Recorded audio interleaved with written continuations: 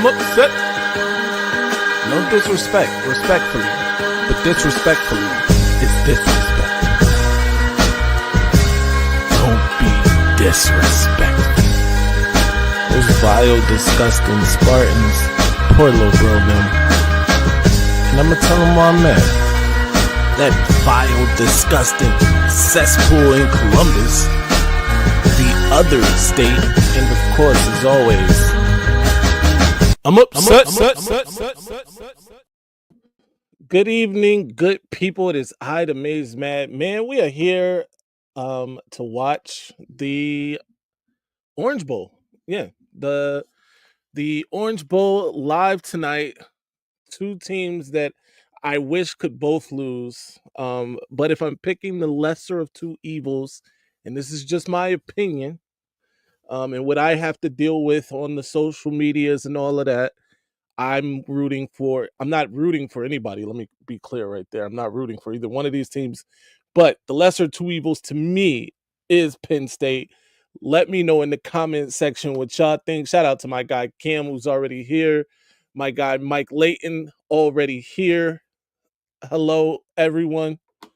You said Pedo State. I did. I just have to choose between the lesser of two evils, and in my opinion, this is that. Because what I would have to deal with on X, for instance, is bloviated from that Notre Dame fan base. I cannot. By the way, you guys already know who I'm rooting for tomorrow. Shout out my guy Dexter Green, who's in the building. He's a member. You should become a member as well. My guy Ronald Embry in the building, also a member. Salute, sir.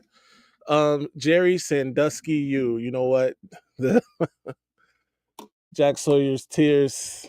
Yeah, I know. That's why. But I got to do it. They have to win today, just to save me the possibility. Here's the craziest thing, man.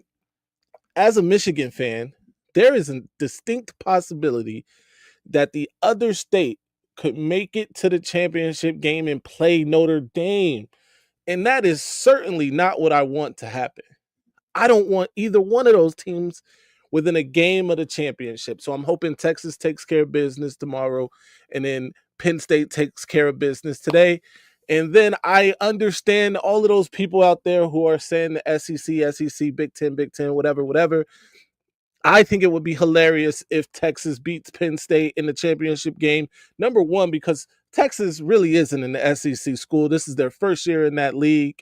And if they win it in the first year of that league, I think it's a finger in the face, a thumb in the nose to people, the fans of Alabama and Georgia, those traditional SEC powers. Just like it would have kind of been a thumb in the nose to the Big Ten if Oregon had won it.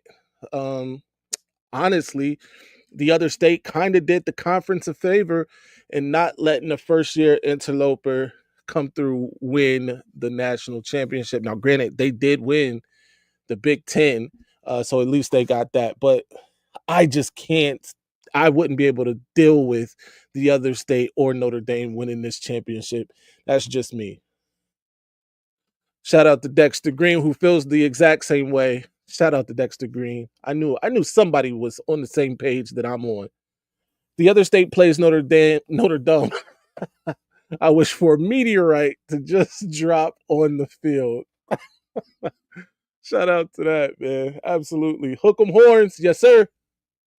Definitely a Texas fan tomorrow. The biggest Texas fan in the world tomorrow. I'm a Michigan fan that's originally from South Bend. Whew. I don't like either team, but my non-biased opinion, I think Notre Dame is winning. So I can respect that. I actually, and this is taking all bias out of it, I do think Penn State is going to win this game, because even though Notre Dame beat Georgia, which I also picked Notre Dame to beat Georgia, I thought that they were very, very one-dimensional in that sense. Shout out to my guy Connor of Week 0. I'm also simulcasting to Week 0, so anybody from the Week 0 fan base that's in the comment section, shout out to you guys. But yeah, I thought Notre Dame was very one dimensional, um, and that's why I think Penn State is going to win today. I hope that they were watching that game and can cook up something to stop the run game of Notre Dame. If not, then they deserve to lose. Drew Aller is ready for this game. I believe that. Drew Aller, by the way, the best quarterback in this game by a long shot. And has one of the prettiest deep balls, pause, in college football. If they allow him to throw it, he also has one of the best weapons in Warren. He has a two-headed monster in the backfield. Penn State has a lot of things working in their favor, honestly. Put a dollar on the other state so they lose. Yo, that's a fact. Um, I So I've been doing pretty well, like with my parlays and things like that. It's just my personal betting. Although I did get $20 off the Maniac. Shout out to my guy, the Maniac, who picked Boise State to beat Penn State. That's crazy. John Diadamo, everyone of Michigan at Voice of College Football. Be sure to follow them. Subscribe to that channel. Be sure to follow John. We just had a Avengers Assemble, our very first Avengers members only show. That was a hit. Shout out to everybody, every one of you that was there, anybody that's a member. I'm upset, no doubt, John. John, who you want to win tonight? Who are you going with tonight? It's important. Shout out to Keegan. I can't, man. So StreamYard does not allow me to see the actual emoji, and it comes up like this: popcorn yellow striped smile. It's stupid. If I was on YouTube, I would be able to see that. I'm positive of it, but we don't always get what we want. But yeah, let's talk about it, guys. Who do you have winning? By the way, the link is in the chat. For anybody that wants to come up, join the conversation, feel free. It is a call-in show. This is your show as much as it is anything tonight. So be sure to jump on up. Let me know in the comment section who y'all got. I told you what I'm doing. I got Penn State. I actually have football reasons as well. It's not just that I want Notre Dame to lose. So shout out to that, man. Keegan has joined. Keegan, what's good? What up? What up? What up, sir? Who we going with tonight? I got Notre Dame, and I'm pulling for Notre Dame. Okay, okay. I can deal with that. You just don't want James Franklin anywhere near that championship, huh? Yeah, there's a lot of reasons for that. There's um, well, actually, both teams are on the recruiting turf. Yep. Yep. I guess. What up, Cam? That's Cam, right? That's Cam. What's good, Cam? What's going on, y'all? Not much. Just trying to get this party started, man. What you got for us, Cam? Absolutely. Um, I don't like none of the teams, so I'm gonna speak of football and what I seen. Right. Notre Dame defense is scary. It is. It's scary, but I believe if Penn State can control the quarterback, that's the key of the whole game because he can pass and run. If they control him, that gives them more possession on the offense. Because if Notre Dame can run the ball, it's going to be a long day for the Penn State defense. I I agree. believe. I agree with that. And they're getting Jeremiah Love, who a lot of people thought would be out of this game, is apparently healthy enough to play in this Yeah. game, and he's a home run hitter. Definitely can't let him loose. Those are definitely things that work in the favor of Notre Dame. That run game is strong, and the quarterback Yes. Riley Leonard, and specifically, he's been killing it with his legs. Honestly, he killed Georgia with Mhm. his legs, uh, and he is definitely a threat. And that You, was the key. And on a serious note, I would like to see, hypothetically, if we had an offense to see what these four teams, besides Texas, the three teams besides Texas, right? to go up against our defense. I would love to see that because what I've seen with Michigan in the last 4 or 5 games is taking away their best player. Yeah, So, can these teams that's playing right now take away each other best player? Yeah, I think that is a question. That's definitely a good observation. So for if you are Notre Dame, and this is a question to both of you guys, if you're Notre Dame, who's the player on Penn State you're looking to take out of the game? Tight end. Yeah, Tyler Warren for sure for me. Tight end. I'm doubling him. I'm treating him like an NFL player. I'm treating him like an NFL player. And I think people didn't understand that's what Wink did against Smith and I'm going to oh say boy run game before the first play. Go ahead. and before the and Alabama. They took Right. away their best player. They make you and if you can know to this, Maze, when you have college quarterbacks, they like to go to their first read and their second read.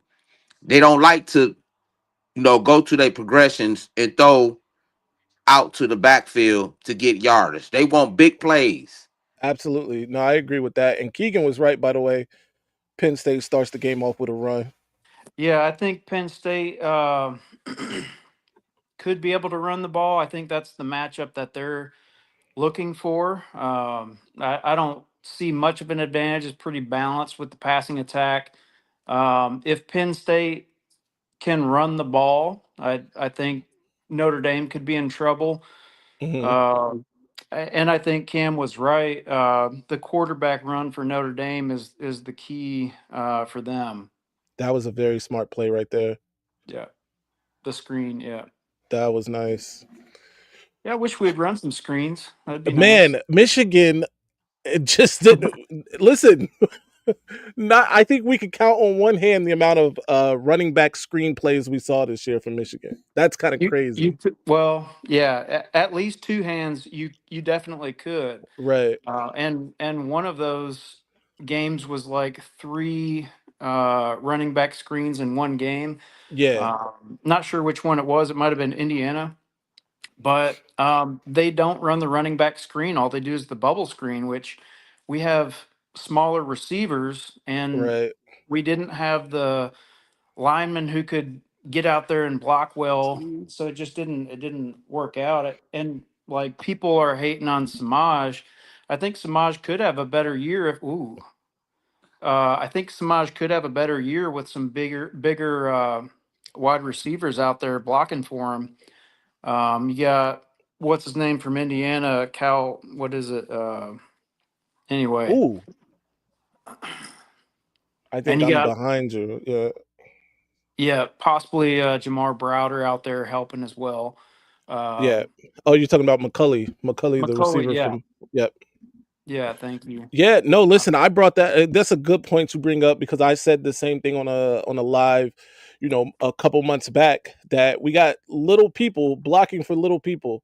And that's not gonna be effective on these wide receiver screens, which Michigan was determined to throw this year. But absolutely.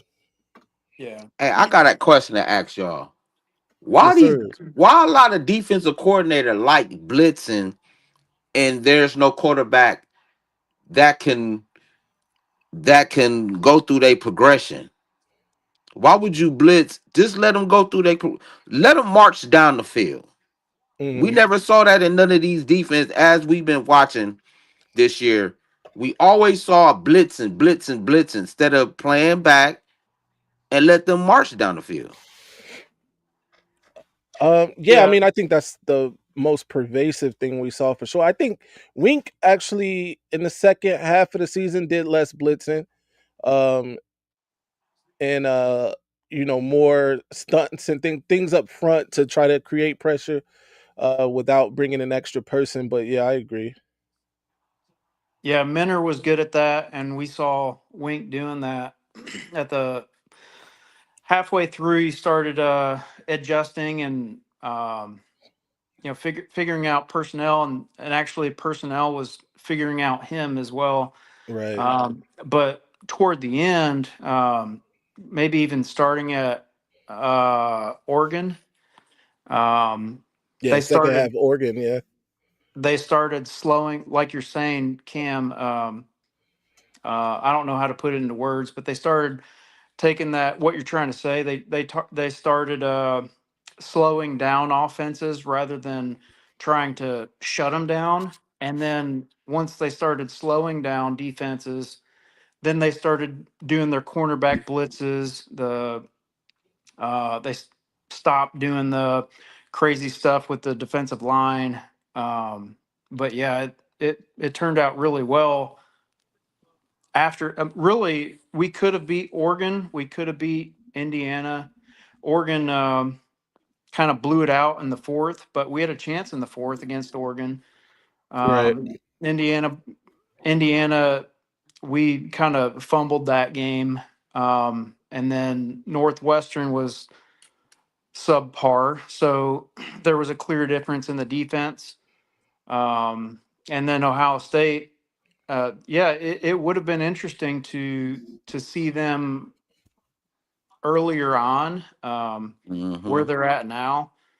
But I think to that point, Cam, and I'll go back to y'all. To that point, it looks like we're kind of in a good spot to begin next year, with Wink and the personnel. So that's a huge positive, and it'll be interesting to see what happens if we have a better offense. It's trending that way, but we'll have to see what the offensive line does and what the play calling is and how the offensive coordinators are, and if Keeney or Underwood are ready to go.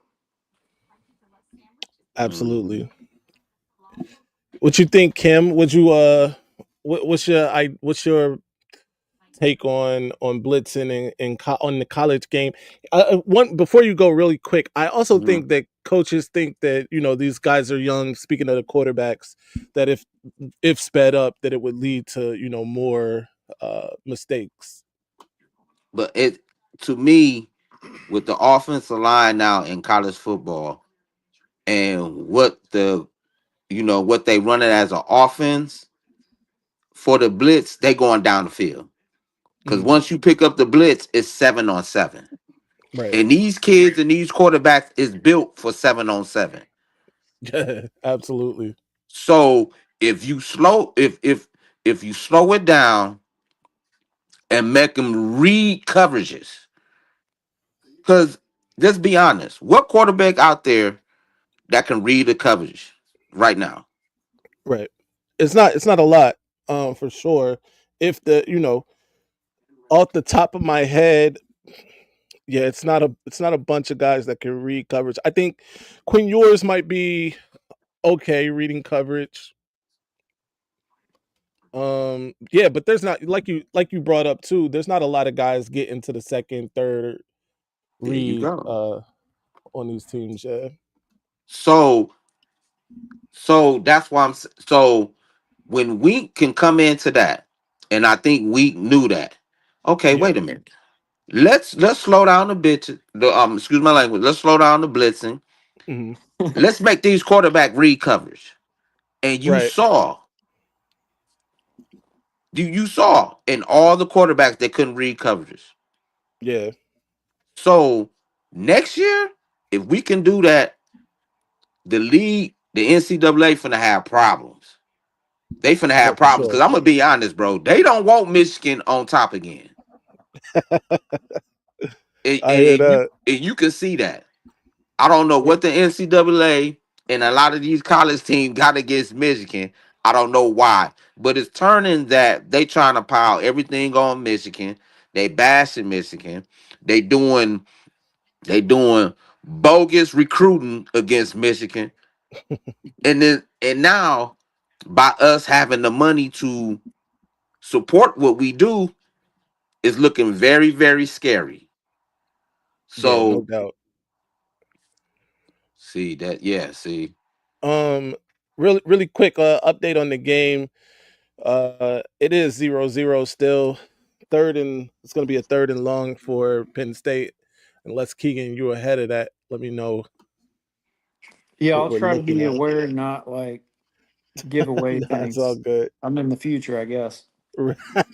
Right. Shout out to my It's guy Troy, who always watches the game from the future. Come on, get him, get Tr- him. See, look, that's Darth Vader. Darth Vader. Third and yeah, 7. So I like to ask y'all a question. Yeah. Okay, um, what freshman or porter guy that's coming in next year gonna have a huge impact? I Outside of, and I think we got to give this a caveat. Out, that was a nice pass. That was a nice catch. Outside of Bryce Underwood, Yeah, yeah. um, I like Andrew Marsh, Mm-hmm. the receiver, out of Texas. He's we actually interviewed him right here on the channel too. I think he's gonna have a good season. And then a guy out of the portal look out for too. And somebody brought it up already too is Donovan McCulley. I think he's gonna be impactful this season. And I actually think Justice Haynes. Those are the three guys that I think are Mm-hmm. gonna have the biggest impact. You said transfer or recruit? Yeah. Yeah, I think it depends on what happens in the portal, obviously, but I think they could use Jamar Browder right away. Um, Yeah, good one. Ah, I mean, he's only a 3 star, and if you watch the tape, he doesn't have a whole lot of burst, but mm-hmm. he does have good speed. He does run clean routes, and he can go up and get the ball in Yeah, that's coverage. what I was gonna say. He high points the ball well. And he has really good hands. And a lot of times with these awesome receivers, they don't always have good hands. So like, and I was a receiver in high school, and that's like my pet peeve. If you have a awesome receiver that can't catch the ball, like what good is it? So like I'm a fan of Right. the Peyton O'Leary, the Jamar Browder, like people that can catch the ball. You're good with me. If you got all the other stuff, that's awesome too. But like first and foremost, you have to be able to catch the ball. Second, you got to be able to block. And Jamar Browder, they can use right away with blocking. Like, I mean, we use a lot of bubble screens, so it would be Right. nice to be able to block. And like, I mean, people are hating on Samaj, and I understand that, but you have to be able to give them open space to be able to make a play. So I'm I'm thinking, and that's why I would choose Browder over Marsh, because it's a different paradigm. Marsh has a different way that he can be utilized, whereas Browder, he could be more ready to block. He can already Hmm. go up and catch the ball on a Mm-hmm. high point. So I'm excited about Browder. Yeah. Transfers.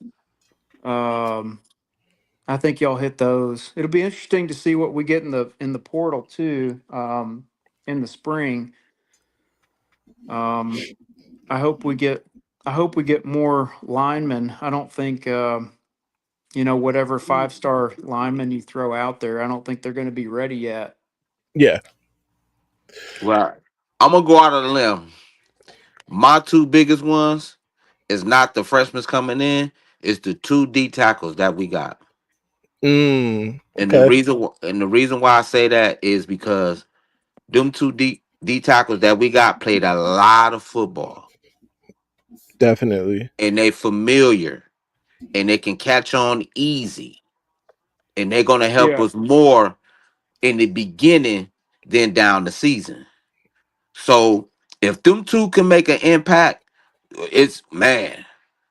Cause man, what I saw against Alabama and Ohio State, Yeah. that was good. And then we got them Yeah. two, because we got to realize all our defense that played against Alabama is coming back. So we added two more. Then we added a good safety from where the young cat from. The other safety, Um, the two Uh, Mississippi State. twins. Yep. Mississippi State. Arkansas, right? Yeah, Arkansas. Arkansas. You're right. Yeah. Arkansas. Yeah. Yeah, and he's a real good safety. So I'm looking for the defense to start her off. Right. TJ Metcalf. Yes, I'm looking Yep. for the defense to start her off. So now, like last year, beginning of last year, we was thinking the defense was going to start us off. Remember, we was all talking about we not worrying about the defense; it was just Yep. our offense. Yep. But Yeah. now we really can say that now. Yeah. Yeah, and Go ahead. I just want to get to Aaron Taylor's question here. He says, "When was the last time we got a contested catch?" Shout out to Aaron Taylor. That's real. It does feel like a long time, and I feel like it was probably a tight end, and it was probably Colston Loveland who caught a contested football. Um, but yeah, we definitely didn't have much of that this year. I think a lot of that was because of the size of the receivers, even that Michigan was putting out there this year. Yeah. Yeah, you could argue that we got one in the last game with Alabama, the end Oh, that's zone Fred. grab. Fred Moore's catch was definitely contested. Yeah. Yeah, I think you could say that if we're being exact with it. But Yeah. it's a valid point. I mean, that is a problem. So Um, other the New Life says Shamari Earls. He is a guy that he's got an eye on to make an impact early. yeah, I mean, we were going through recruits and transfers, but yeah, so Shamari Earls, it's possible. Mhm. Josiah Hmm. Edmonds was probably like, I think he finished like 70 through 90, somewhere in there, Yeah. on the composite on three. So um, he could be good. He might play right away. It depends on what we get in the portal, really. With receivers and DBs. Mays, what do you got on Rod Moore? Is he flirting with the NFL proposition, or do you I think? think it's been quiet because they're working on NIL things, finalizing some NIL things. But I definitely Yeah, think I'm 95% sure he's coming back uh, next year. yeah. So that's the thing, and then the flip side to that coin, Mays, is are these guys? What I've been wondering is, are these guys waiting to see if people try to, if teams like are on their side, and then all of a sudden, what up, Dom? All of a sudden try to replace them in the transfer portal, or to try to upgrade. So, like, if you're like a Rod Moore, who's a staple, and you can go to the NFL, why would you go right away rather than like see if these coaches are going to be real? Like, what if the number one, well, he's probably going to be the number one safety returning, but like, what if like the number one safety is interested in you? And then, so I appreciate that people are waiting um, for the last minute before declaring. So I can understand that. It's a business position that you're in. No doubt, man. I agree 1000%. We just got a legend join join the conversation. Dom the Don, how you feeling, Don? Good, good. Happy New Year, guys. Yes, Guess it's sir. Happy still Blue okay Year. to do that in the first week, right? Yeah. M3, I'm Um, like the game here. It's why are they playing college football, M3? I thought Ohio State already won it all from what I've read and I've heard. You know, why are they playing college football? I thought it was over. Absolutely. You would think so, especially from that fan base. It's all set in stone already, right? They're already preparing a celebration in Columbus as we speak. I like to think I'm logical, but Ohio State, it's like the only thing that I really love to hate. It's a lot of chatter. I mean, just really a lot of chatter. And what are you guys thinking about the matchup with Texas? Um, the only thing Good that I Lord. really see favorable is the fact that Texas played last when Ohio State did. And, Mm, we could talk about, well, the layoff or not having a layoff. But you got to remember, guys, we're dealing with 18 to Oh, 20-year-old kids that have school, believe it or not, right. football. social media, and everything else, girlfriends. It's a lot, and I think the longer the break, it's not good for a team. And we've even seen that in the pro quarter. So, what are you guys thinking about Ohio State and Texas, seeing as they both, played the last weekend? I Um, think. oh, Go go ahead, ahead. Madden. No, no, I'll let you guys go. I'll go last. I think Ohio State is a clear favorite as of now. Before the playoffs, I thought Texas was a clear favorite, and it's bounced around all season because there's not a true elite team. My elite team was Texas for a long time, and then it was Alabama for 2 weeks, then it was Georgia for 5 weeks, and then but like right now, because like you don't have the depth like you used to, and that's how elite programs were winning games. Michigan always lost to Ohio State because they would lose a lineman or something toward the end of the year or halfway through, Mhm. and then they didn't have the depth to compete, and they lost by a small margin usually. So I think that what you're noticing now is a lot of the elite programs don't have the depth. So it's topsy turvy and it's fluctuating. And right now, Ohio State is the hot team. Mhm. If we all know that Texas can play. They've got someone made a good point about, I think it was Johnny, about the cornerback, and I know it was Johnny. The cornerbacks are bigger than Oregon, and I think that Oregon totally um, did not scheme that game properly. Michigan obviously has the blueprint to beat them. Not saying that Oregon had the uh, chops to do it. But I think Texas, like Johnny said earlier on his live, I think Texas does match up quite a bit better.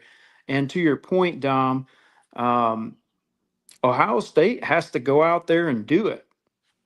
So there's a huge thing about that. No matter what the matchups are, no matter what the odds are, you have to go out and prove yourself, and they haven't done that yet. So. Um, I don't Oh, know we if it just lost. cut off. Yeah, sorry, I got a No, there we text. go. I got a text. I tried to swipe it and I clicked on it, but Ohio State hasn't done that yet. And to be fair, neither has Texas. They're both right there. I would say Ohio State is the favorite, but Texas does match up well. We'll see what happens in this game. No doubt. Mhm. Cam, what you think? Um, I, both of their quarterbacks is inconsistent.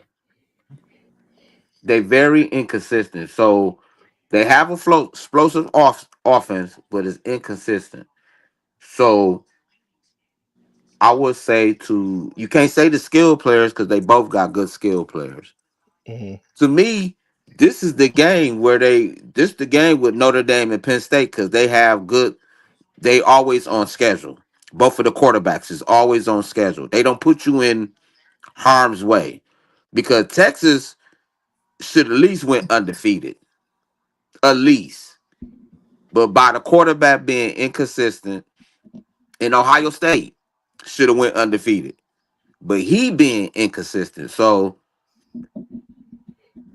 it's a toss up between them two. It's a toss up Yeah, because I think it's the quarterback play. Whoever played good in that game might win the game. no doubt. I think what I think is Quinn Ewers is the better quarterback in my opinion. Um, he has, and I know a lot has been said about the weapons that the other state has. I think Quinn Ewers in Texas have a pretty good Mm. selection of weapons as well. The difference, though, that what I think hampers Texas the most is their inability to run the ball. If they have a situation like against Arizona State where they weren't able to really run the football and they become one dimensional, then I think that's a problem against the other state, right?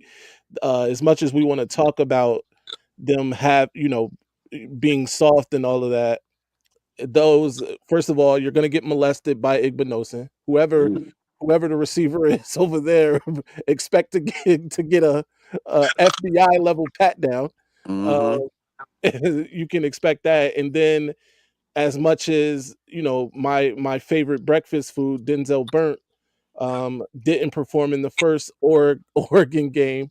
He is a solid cornerback. Was being talked about in the first round before that game. And then they have the Matthews kid that comes in too, but I didn't the back end don't even, Oh, Caleb Downs. You mentioned Caleb Downs in Columbus, and they creamed themselves, pause. But I think you do can't that be play, one Maze? against Texas. Against the other state. Texas is gonna have to figure out how to run the football, and that'll give them a chance. And you want to keep the ball away from that offense as well. You Y'all know, see that play? I did not. I'm sorry. I'm doing a horrible job hosting the watch party, by the way. oh, that's a hell of an interception. I'm a little behind you guys, but Oh, you Penn know, State got an interception. Yeah. yes, yes. It's like Yeah. it was like a Neil O'Donnell pass back in the day against the Cowboys. When it was Yo, like, no Yeah. where the Pittsburgh hell you throw the Steelers ball? reference here. Um, Nice. M3, I agree with you. I think it's coming down to the quarterback play. And, they talk about the numbers with Howard. Why? There was nobody there. Yeah. So What yard line are they on? that's going to Oh, put them like the 40, I would guess. yeah. Midfield easily. But, they talk about Howard's numbers. And, Ohio State's schedule, they played Penn State, they played Michigan, they played Oregon. Michigan game's certainly out. So, I'm of the mindset that there was a reason Will Howard was recruited by Kansas State and not Notre Dame, Penn State, Michigan, Right. a USC, a UCLA. And Johnny O's always big on it too. Once you hit the kid, he's going to give you a mistake. Mm-hmm. And I think the real difference is you're talking about Jeremiah Smith. Well, let him go. Let him have 180 yards. If you can, in my opinion, if you take away Ohio State's run and you contain the peripheral wide receivers, let Jeremiah Smith do what he wants to do. Maybe that's a game plan for it, but I believe that Howard, as the pressure mounts here, they continue to step. I think he's going to make a mistake, and nobody's talking. Sorry to be long-winded. No, you're This good. is like a home game for Texas. It's in the Cotton Bowl. It Yeah. is. Yeah. So, Yeah. No Yeah. doubt. My guy Burks has joined the conversation. Burks, how you What's feeling? up, Birch? What's up, man? Cam, Dom, my man, Maize man. What's up? What's going on? Man, I'm just so excited for the future, bro. Like, you don't understand. Like, it's just like we could get Haywood and Matis, and it's just amazing. And listen, I just wanna talk to my fan base about something. It's just really pissing me off how, people are saying on, Twitter and stuff that, oh, we're not doing good on the transfer portal, even in the chats, saying like, oh, we're not doing good in the transfer portal and stuff. And because of that, our season is going to be trash next year because Bryce Underwood won't get the weapons and stuff.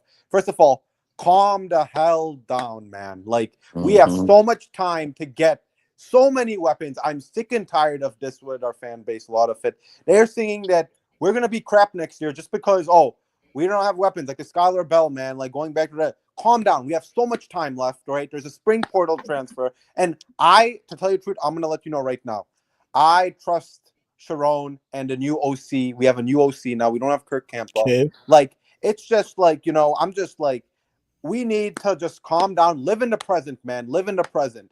Don't think about the future right now. Just live in the present. Everything will be taken care of. And we'll beat OSU 5 times in a row next year. No doubt. Number one, I do think I've seen people, complain about Michigan's wide receiver talent, for instance, right? And I even have to catch myself sometimes in saying, Michigan needs to, beef up that wide receiver room or He whatever. should have ran. Forgetting about He should there are have ran. people there that we haven't even seen yet. Number one, and the guys that we do have that we have brought in, the Andrew Marsh, the Jamar Browders, as Keegan pointed out. But Amari, and I'm gonna keep pounding the table for this guy. Amarian Stewart is probably the best route runner on the team, and that's from his high school film and what he was doing in the camps that I saw. And he's amazing, and I can't wait to see him. But you're right. People do need to calm down. Fred Moore was actually getting separation when you go back and watch film all season this year. And it either he was overthrown or just ignored on those routes. Not to mention he wasn't starting in these games. But yeah, I mean there are things to take away from to be positive about going forward. We have a better quarterback, no matter how you slice it. Ooh. Even if Bryce isn't the day one starter, whoever is the day one starter between Bryce and Jaden Davis and Mikey Keene is going to be an upgrade, right? Mhm. I got a So question for y'all. yeah, By us getting a new offensive coordinator, you think the wide receivers that we had on our depth chart gonna play a little bit better because they know in that offense they can get the ball to them? Well, if I may, I would say if I'm a wide receiver for Michigan, it's going to be really refreshing to know that whoever is playing quarterback has the ability to throw the ball in a game for 100 yards or more. I mean, that's going to be very beneficial to me putting a little bit more effort into my pass rush. right, right. Yeah, No, I agree with that's a that good 1000%. point. That's a good point. Like even in the last game against Alabama, like we drop back, like scramble around, and we don't even throw it out of bounds. We just take a sack. Hmm. So it's a valid point. Quarterback has to be able to make a decision, and we whether or not they're um, like given the go ahead to make a decision. We don't know what's going on with that, but they haven't released the ball.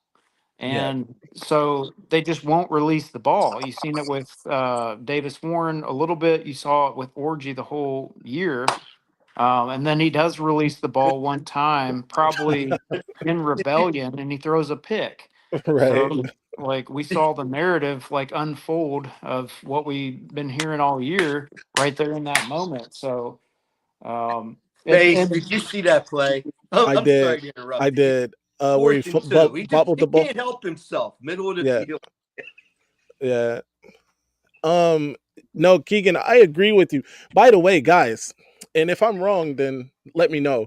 But I can actually, on one hand and maybe one finger, count how many times this season the ball in the air traveled 30 yards. What Right? what was that 10 men on the field? It, Oh my god. Hey, it looks yeah, like everybody's showing themselves here. We had Franklin go on 4th and 2, middle of the field. We right. have Notre Dame with 10 guys. Maybe Will Hey, Howard's by the going to way, give us a fumble is or something tomorrow. is this is starting to become a problem for Marcus Freeman? All right.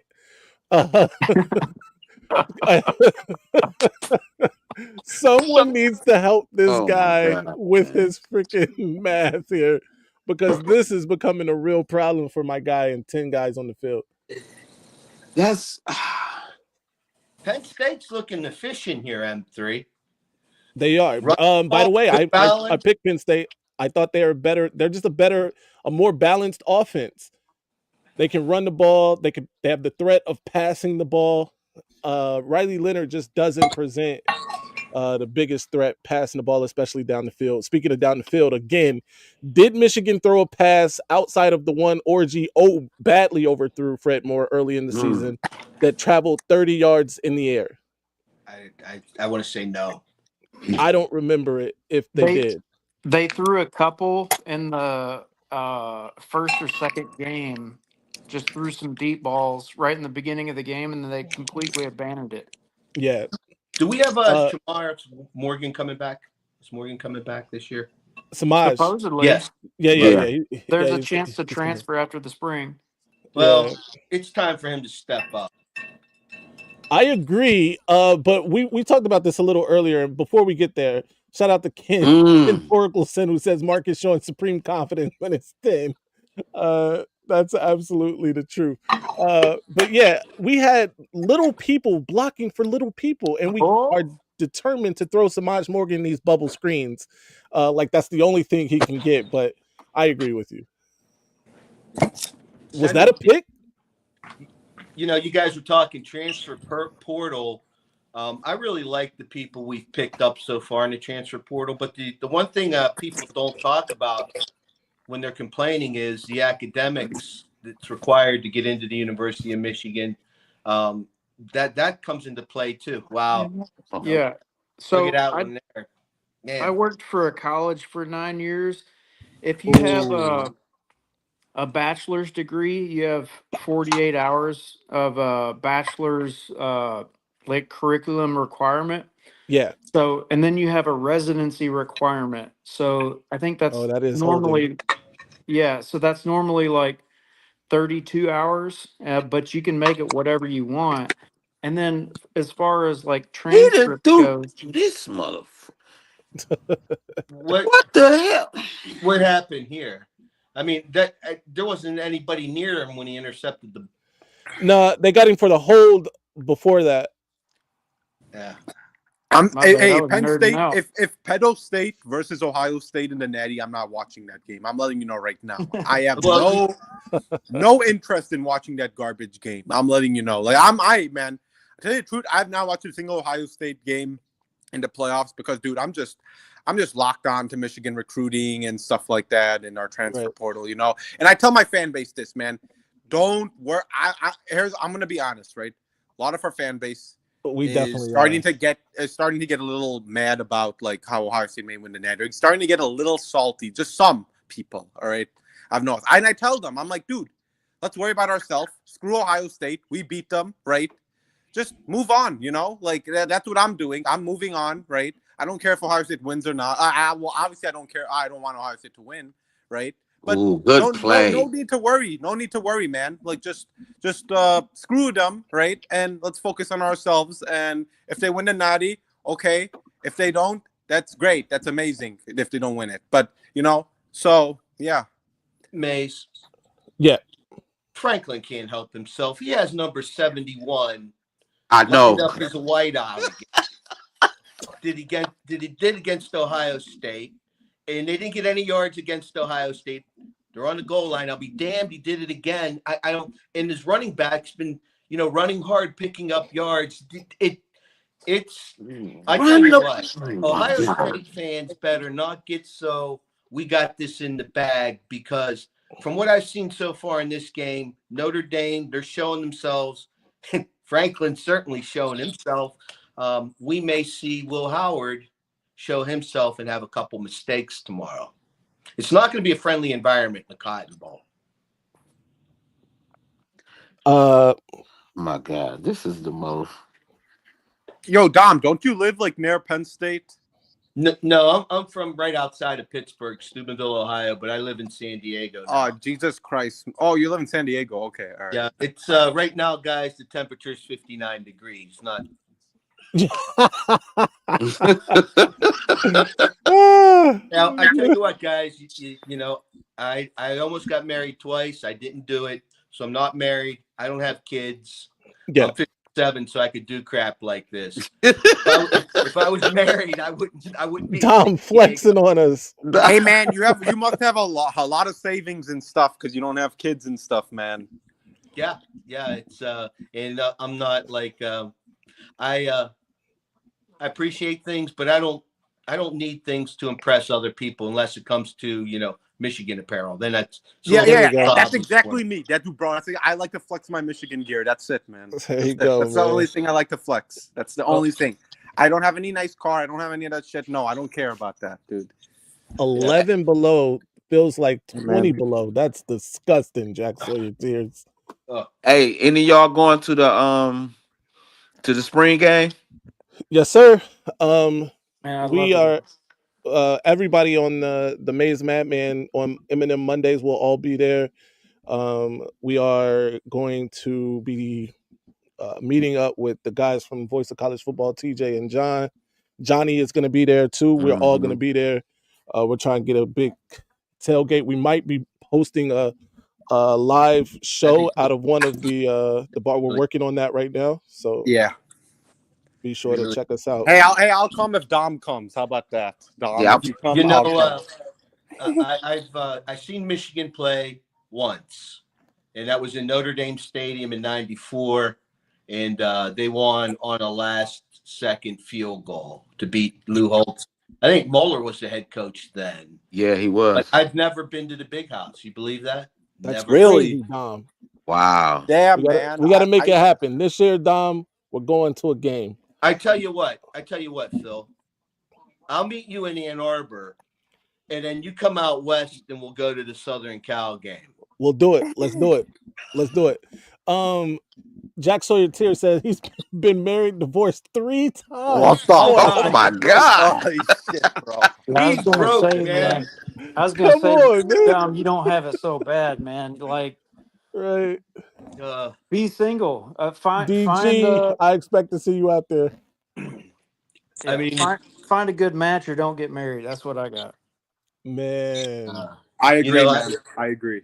I could share a story with you guys if you care. My dad told me something about getting married when I was in my 20s. If you care to hear it, if not, Yeah, let's do it. Like, I'm definitely here for some wisdom. So, I'm in my early 20s, and I'm visiting from New Jersey and back home, and me and my dad sitting in the living room, and my mom comes out of the kitchen, comes in the living room, starts yelling at my dad for something, and then just turns around and goes back into the kitchen. He didn't even know what the hell she was mad about. Right. He looks over at me. He goes, "Hey, Mech." That's what he used to call me, Mech, M-E-C, because I have an E in Dominic.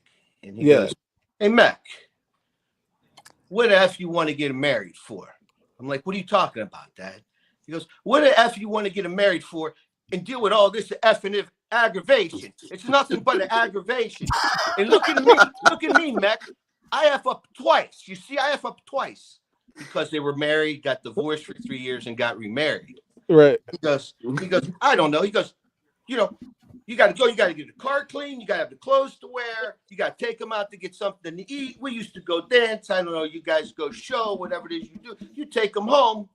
You don't even know if you're going to get a good night kiss. And then you got all this effing aggravation." Yo. Right? So he goes, "I tell you what, Mech, you stay a bachelor. You stay a bachelor. You have peace. And you have none of this aggravation. Each you get paid every 2 weeks, right?" Right. So, yeah, I get paid every 2 weeks. He goes, "You take a $50 every 2 weeks. You go down to a whorehouse. Yo, you can make a good soup. You don't. You have none of this effing aggravation over here." Way to go, Dom. Hey, this is good.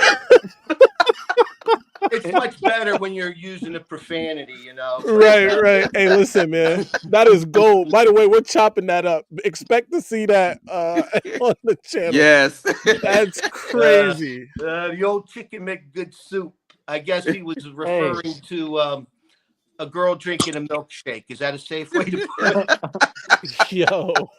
Hey, here's the thing. Stay a bachelor, work on yourself, build your life, do the things that you want to do. And if somebody comes alongside you, cool. If not, whatever. Like don't worry about that life, man. Absolutely. Ron, we expect to see you out there too. We're gonna catch up with you out there too. Dexter Green said, "Facts, pops." Jack Sawyer Tier says you're crazy, man. Yo. Oh man. We had to keep it real for a minute. Yeah. Absolutely. Yeah. My dad was something else. I mean, he immigrated from Italy. I mean, he died 17, 18 years ago at the age of 80. And he came up when he was like 17, 18. So I don't know. You guys want to go back 75 years, maybe? Could you imagine getting on a boat to go across the Atlantic? 75 years ago, I won't get on a cruise ship now. But yeah, he didn't have any education, but he certainly had some smarts about him. Well, I take that back. He did marry my mom twice.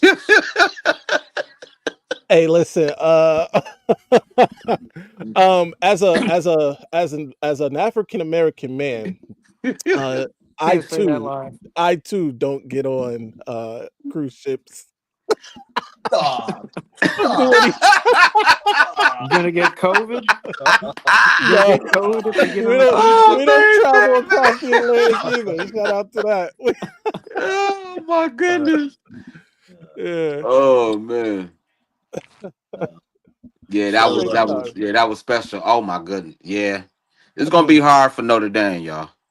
Yeah. This Penn State defense looks like they're playing a little bit. It's a tragedy they only have 3 points because James Franklin. he did it once already. He already did it. Well, there you Yeah, go, he right did. there. Man. Quarterback run, first down. That's all they need to Yeah. do. Shout out to Kim.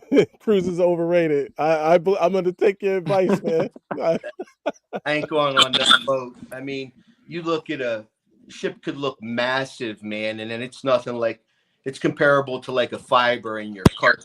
I'm not a good swimmer. Oh, I'm not going on boats, man. Bro, I kind of want Notre Dame to win now because if Notre Dame wins, Michael Dallas Campbell, he's gonna go crazy. Oh my God, if Notre Dame wins, man. Oh, he's gonna be like, he's gonna be like, man, greatest team, greatest year. Marcus Freeman, man, greatest. Marcus Freeman era. We're gonna have to hear that 1,000 times. We're gonna have to see 1,000 of those dumb clovers he puts in all of his messages. You know, I gotta say, Texas wins, no problem.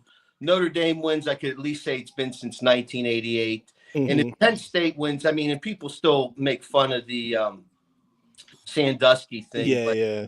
You know, it's like you got to give them a break. They paid their penalty on that. We were accused. It's not good.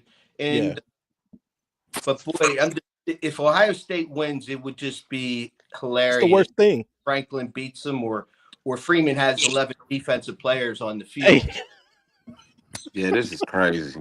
picture Hey, Freeman man, out there with Freeman- 11 defensive players. Freeman did good last game.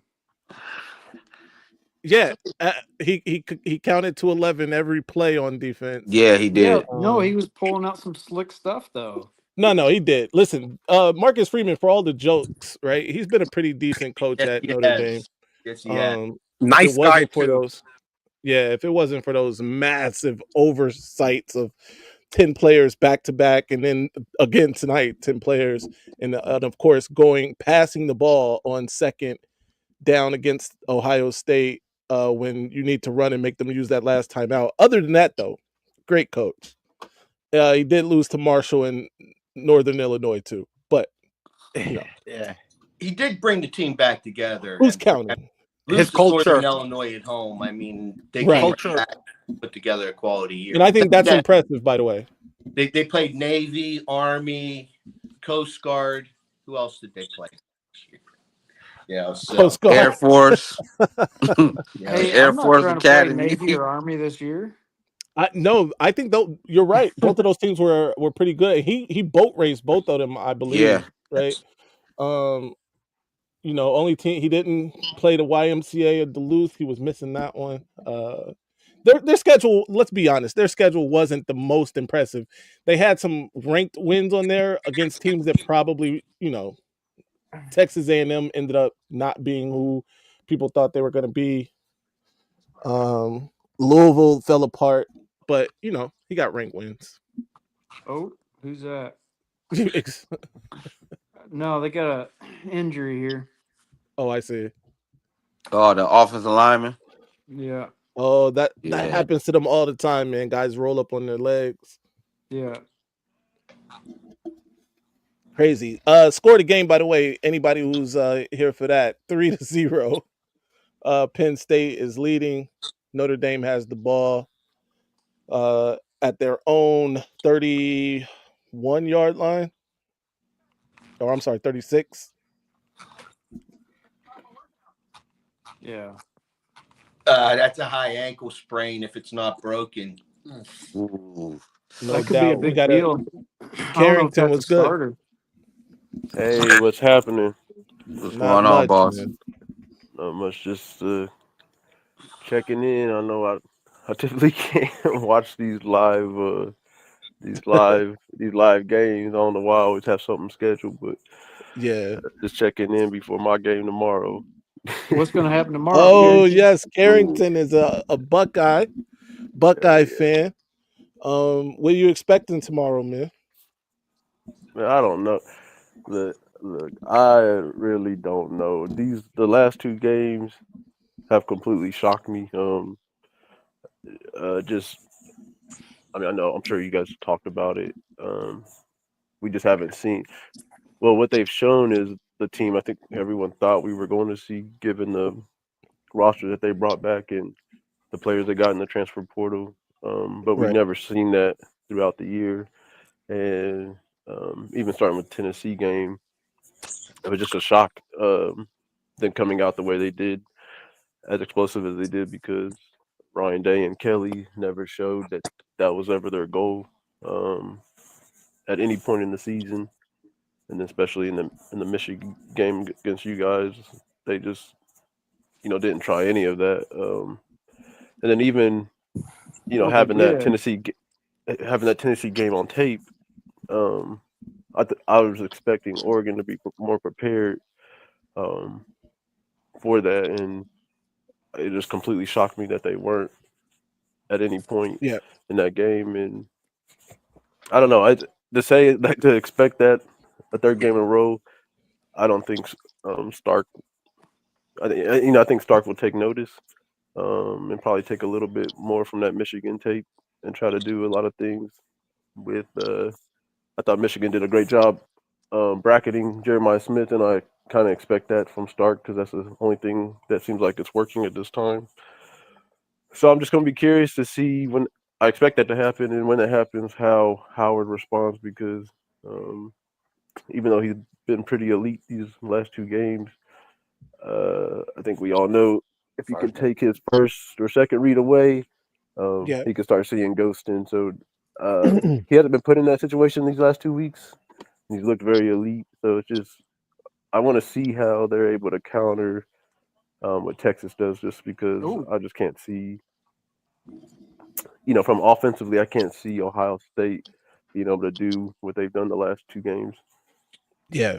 at Is that there any level. is there any way, Maze, that the Buckeye fan here that we could get him and Garrison and put them in a room together and lock the door and let this gentleman teach Garrison as to what it is to be a class individual, Thank just you. call it Thank what it you. is. Thank I you, mean, what man. a I love this class guy. Ohio State fan. Yeah, and I mean that's a really limited supply, man. I love this guy, bro. I love this guy. I'm already in love with him, bro. Like, this guy is honest. He is not delusional. He's not cocky.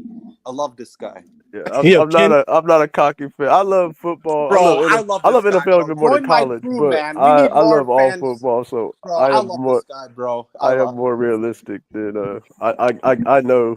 Trust me, it hurts me that the fan base for my what team the is the hell? way they are. But Your fan base is so arrogant. It's crazy I lately. know, I know. My God, bro. Ken says he's enjoying this Buckeyes normalcy. Shout out to Ken. I love this guy, bro. Join my but Um, crew. but yeah, no. I mean, obviously you're naturally nervous of. I think any fan for. Well, you should be nervous. I'm not ever confident about winning the game until to the clock until the game ends. But right. just it's a nervous excitement. It's a 12 team. This being the first year of the 12 team, I'm not gonna lie. As a fan, it seems like a lot because you're just used to the 14 format, Right. and for this to be like the third game, it's a lot Yeah. because you're playing these elite teams and you're playing so many of them, especially if you make it all the way. Um, Uh, I don't know. no doubt. I mean, look, man, you got a reason to be excited, right? You are here with four teams left. The way that the other state has been destroying their first two opponents in this playoff, it's no reason for you to feel any other way. But I appreciate, I would feel nervous too because here's the thing: we saw the Michigan game, right? Hmm. A Michigan team Exactly. that offensively had no business doing anything against Hmm. the other state, and to be honest, uh, just stuck with their guns in terms of running the football and believing. Which you remember that week I said what I told you that Monday before. Yeah, I said, look, if you look up in the fourth quarter and and your quarterback has 15 attempts or less, I said that game is either tied or y'all are winning. And it was like the 9 minute mark. I looked down at the bottom of the screen, and sure enough, he's 9 of 15, and I said, "Oh God," you know. it- I mean, it's not a secret. Michigan's success.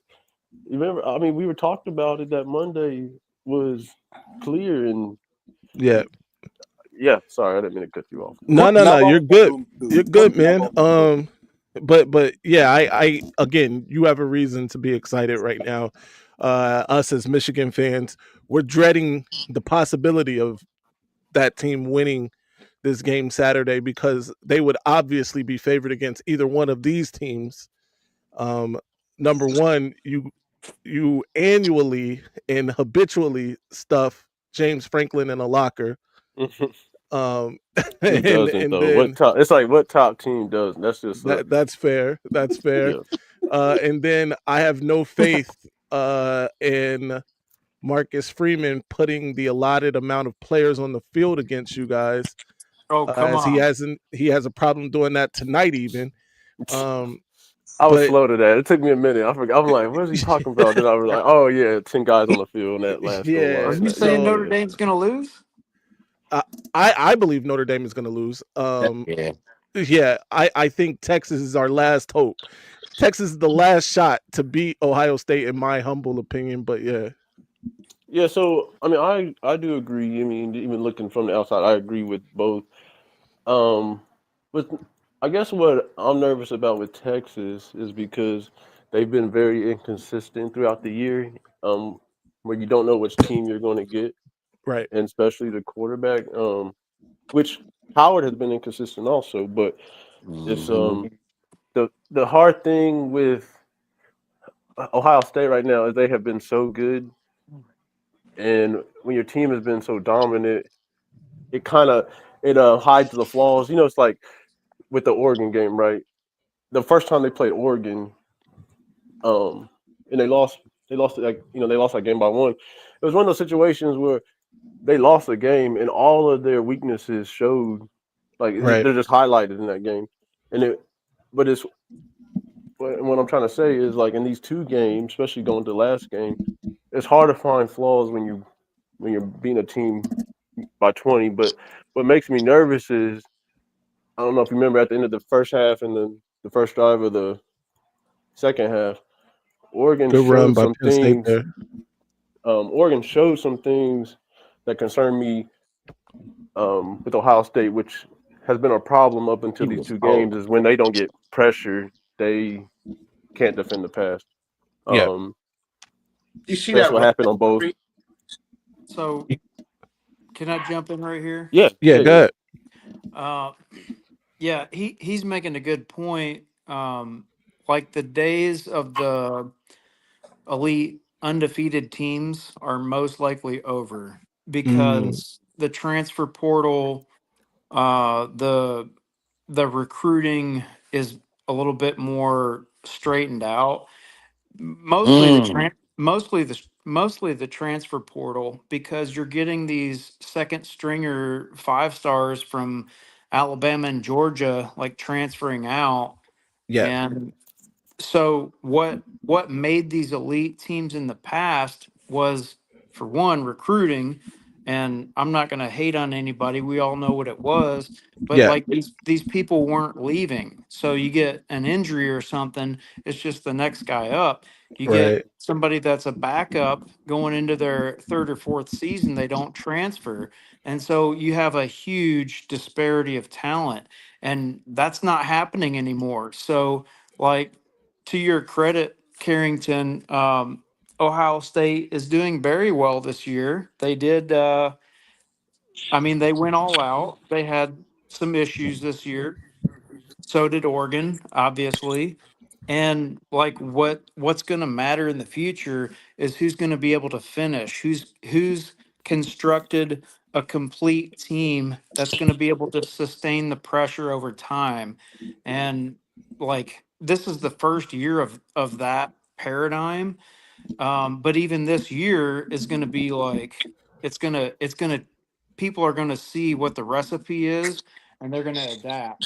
It's not going to be the way it always was. Even next year is going to be different. Even in this transfer portal coming spring and the recruiting coming up, like they're going to have to adjust. It's not going to be the same sport even. And then they're talking about adjusting the What the playoffs. hell? My Uh, bad, bro. I was watching the play. This is boy. um, Just really quick, Keegan. I want to get to something, really point something out about this game. For as much as James Franklin, and they'll probably only get 3 points out of this drive, which has been fantastic to this point. Um, they are creative. They did some creative things here with Ty Warren, by the way, their tight end, lining him up at quarterback, back-to-back plays. One play, they actually gave the threat of a pass. The first one, he got a big chunk running the ball. The second one broke down, and he still was able to get a chunk of yards running the ball. The point I'm making, though, is it wasn't obvious what they were doing. When Michigan brought in Alex Orji this year, it was obvious Obvious. what was Yeah. about to happen, right? And this was not that. But I'm sorry, go ahead. yeah, Yeah, no, I I'm think good, to your man. Anytime you want to interrupt for the game, just do it.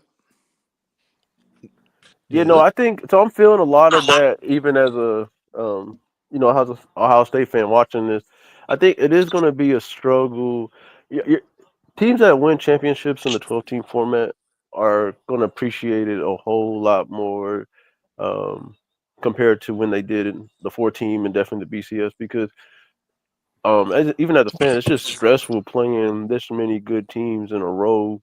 mhm. Um, like I That's said, facts. Ohio State hasn't been in a position to be in a nail biter yet. I, Oh my. I can't see that I just expect that I expect it to be a one score game. In this game, I just think Texas is too good for that, and they're going to play much better than they did um, last week.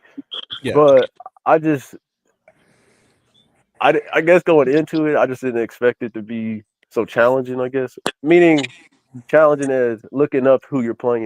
Having to play a seventh ranked Tennessee, having to go play number one Oregon, now having to play was Texas number 3 or 4 ranked in the country.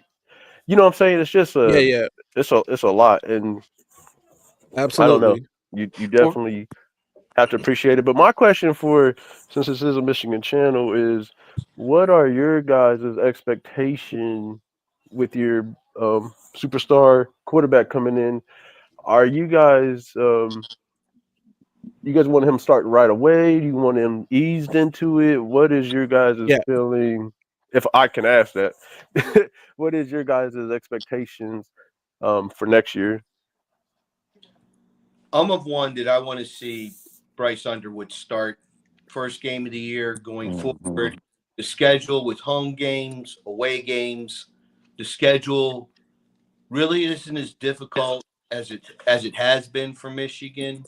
And that second week game at Oklahoma, given the new playoff format, it really doesn't matter if we lose that game. Well, you want to win, obviously, but a It's a loss would measuring be stick game. detrimental Hmm. to the season. But what it does do is it benefits Bryce Underwood because it puts him in a spotlight game on the road, hostile environment, and it gets him acclimated to that environment. And I think that, in conjunction with the back and forth between home and away, I think Michigan would be foolish not to play. And Oh, I'd good say play. kid, not a kid. He's a man. Just unbelievable talent. The more film that I watch on Bryce Underwood. Hmm. sorry guys. I I didn't get the advice that uh, Dom's father gave him, so my kids just came down here and interrupted me. But that's cool. Yeah, good time. yeah, pull one of those kids on. Tell them to say go blue. Right. Oh man. Mm. You Yeah. know, the one thing that we're not talking about either is Texas was in the Final Four last year, Yeah. and the two things about the Tennessee game and the Oregon game. In pretty much any game associated with Ryan Day, when Ohio State is allowed to come out and just sprint to 21 points, 28 points, Oh, it's just that relief. When you get those tight ball games, that's not down Ryan Day's alley. He hasn't shown himself, in my opinion, to handle those tighter situations. Yeah, so no, I agree. And I think that's kind of why he brought Kelly in, because this really came to light in that Georgia playoff game. That last possession, some of you guys, I don't know if you guys remember that, but when they missed that horrible field goal attempt, Yeah. that his play calling, he didn't know what to do in that last minute of the game as far as playing for a field goal or trying to get closer to trying to waste time and get closer to make a field goal easier, and that really hurt him. Believe me, before that kick, I knew they weren't going to make it. It was just, I mean, the kicker Oh my wasn't good all goodness. year. It was that. So no, I agree. By the way, Penn State is up 10-0 now. It looks like I'm gonna make this easy money tonight. So did you guys is pick? that right? We Who did did. you guys pick today? What were your picks in this game? I picked Penn State. I think the chat was pretty torn between. There was a lot of people picking Notre Dame. I believe Keegan, you picked Notre Dame, right? Yeah, I don't gamble anymore, but I would have picked Notre Dame. Yeah. Yeah, I did too. So I did pick Penn State. And the reason being is just because Notre Dame's D line is Mhm. very small. I think they average around 250, Mm-hmm. 250, 260. And I could be off a little bit, but they are very small, and I just thought that Penn State linemen are they're Big Ten big, and the two Right, running right. backs were just going to wear them down. Yeah. So that's why I just thought Penn And State was going to win. I picked Penn State because I thought that Notre Dame was pretty one-dimensional offensively. Mm-hmm. And it's proved they've completed a couple passes, I guess, but it's proven to work out so far. I picked Penn State, and Yeah. since it's been a family show for me, the reason why I picked Penn State is I have an older brother. He's 10 years older than me, and he's one of those guys that doesn't pray, doesn't go to church, drinks like a fish. He's 67 years old. He dyes his hair. He looks like Mo from the Three Stooges. He's got a face like Richard with that jet black hair, and he wants to walk around with a Notre Dame hat on like he's Mr. Moral, good Catholic. It's all a bunch. It's a fraud, is what it is. Dom, that's the whole fan There's base. nothing more that I'd like to see than Notre Dame fall. But then there's some other people that I'd like to see win. But it's like in Penn State, it just kind of they went through it with the Sandusky thing. Whether Paterno knew or any of that, those players that are there, they weren't associated with it, and they've paid their Right. dues to come back. Yeah. Right. Oh, No definitely. doubt. By the way, somewhere Ryan of Week 0 and Dallas fan are throwing things around their living room watching this game. Thank God. I actually like Ryan a Yeah. lot. The other guy, he's just too delusional a little, but he's fine too. Honestly, they're both fun. That was a fun time when we had them on Oh yeah, amazing time. the show that the other day. Yeah. I couldn't stop laughing. The chat actually was lighting into Dallas fans. Yeah. It was the funniest thing in the world, but it was a great time. Yeah. Are we gonna give Carrington a hard time, or are we just gonna let it be? You give me a hard Nah, time let while him you're on. rock. You can Bro, ask I me like all the Carrington. questions. I like You can ask Carrington. me Yeah. anything. You can do He's a whatever. class Hey, guy. Carrington, I have a Alright. question for you. Carrington, I have a question. Do you know Yeah. OHIO podcast and Buckeye Boys? Do you know those channels? I do. I don't watch a lot of them just Okay, because. I want you to call in and one day just tell them, dude, why are you guys so arrogant? Come on, man. Like, they're the two most arrogant channels. Mello and I love Mello. I love Devin. I love all those guys, right? But man, are they arrogant, man. Holy crap, dude. Like, Hey, Carrington, I got a question for you. For Yeah, tomorrow game, with your defensive line, are you expecting them to control and make them be one dimensional? I do, and it's not so much that I just don't think Texas is that good of a running team. Okay. I so that's why it's part of why. I mean, Ohio State does have two good D tackles, but I think it's more.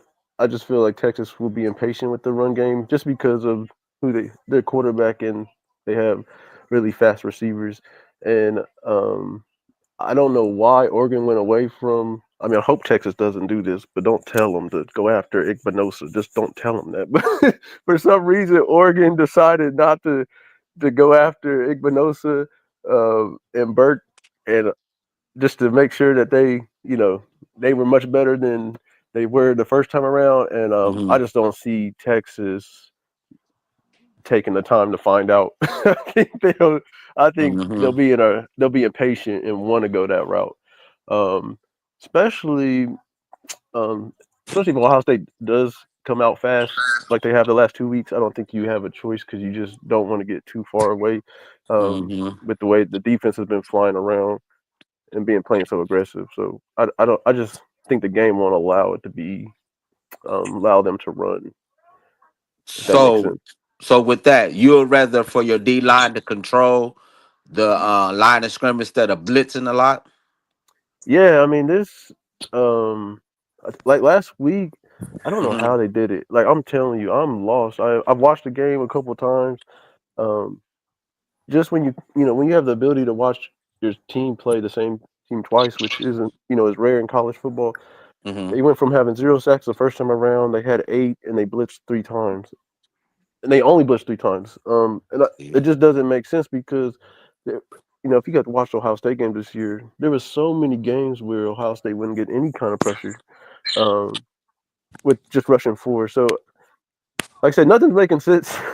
Nothing's making sense for me Well, no, this you're making a lot of sense in because these playoffs because what we've seen two different teams, meaning Ohio State from regular season to postseason, and I don't know what I mean. I know what it was. Michigan lit a fire under them, but I don't understand why, even from a philosophy standpoint, why everything changed at once to what we're well, seeing now. the thing it changed all at once for Ohio State is they came back and the team kind of has some belief in itself again, confidence. But like I said earlier, Ohio State, their game plan, and it's been that way for a while, is you get out 21 points. You're Hmm. putting Hmm. your opponent in a situation now where they got to throw the ball, they got to catch up quick, and that just puts the game in Ohio State's hands. And yep. So Hmm. tomorrow, who's ever able to run the football tomorrow will win the game, and that's boy, it's amazing how good defense and being able to run the ball here in the 21st century here still works. And Hmm.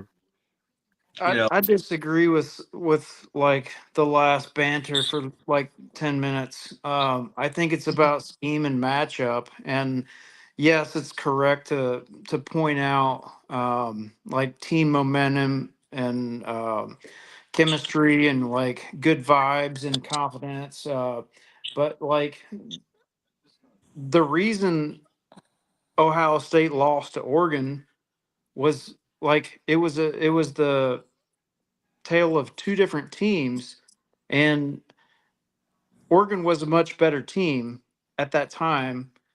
And when they played Michigan, the the matchups, they were able to shut down Jeremiah Smith. They were able to stop what Ohio State was able to do as an offense.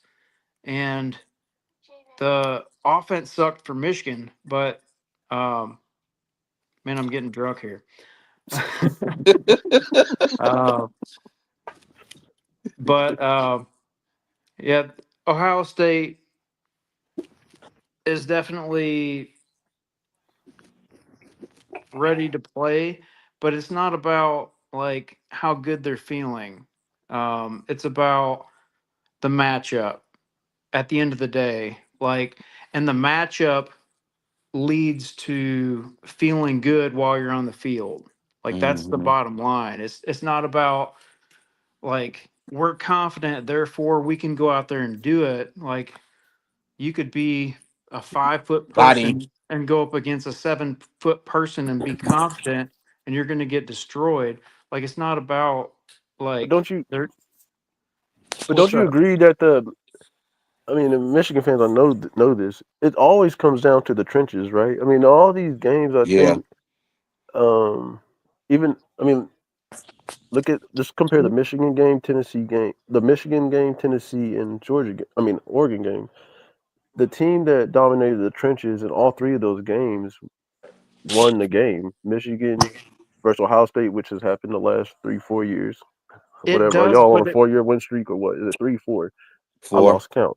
I mean, this We happened in get all it. those games. And then I know y'all been there too before. uh, Yeah. but then Oregon and Tennessee, Ohio State dominated the line of scrimmage on both sides, and they won the game. So I think football will always come down to the line of scrimmage.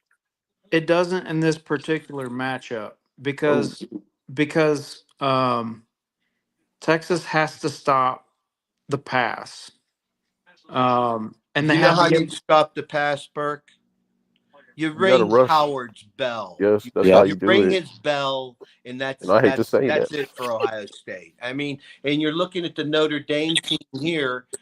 I counted 2 offensive linemen so far that hobbled off the field, and their quarterback took a serious hit 2 or 3 plays ago. oh, I just see Penn State releasing the dogs now. Look, and I don't. There it You know, goes.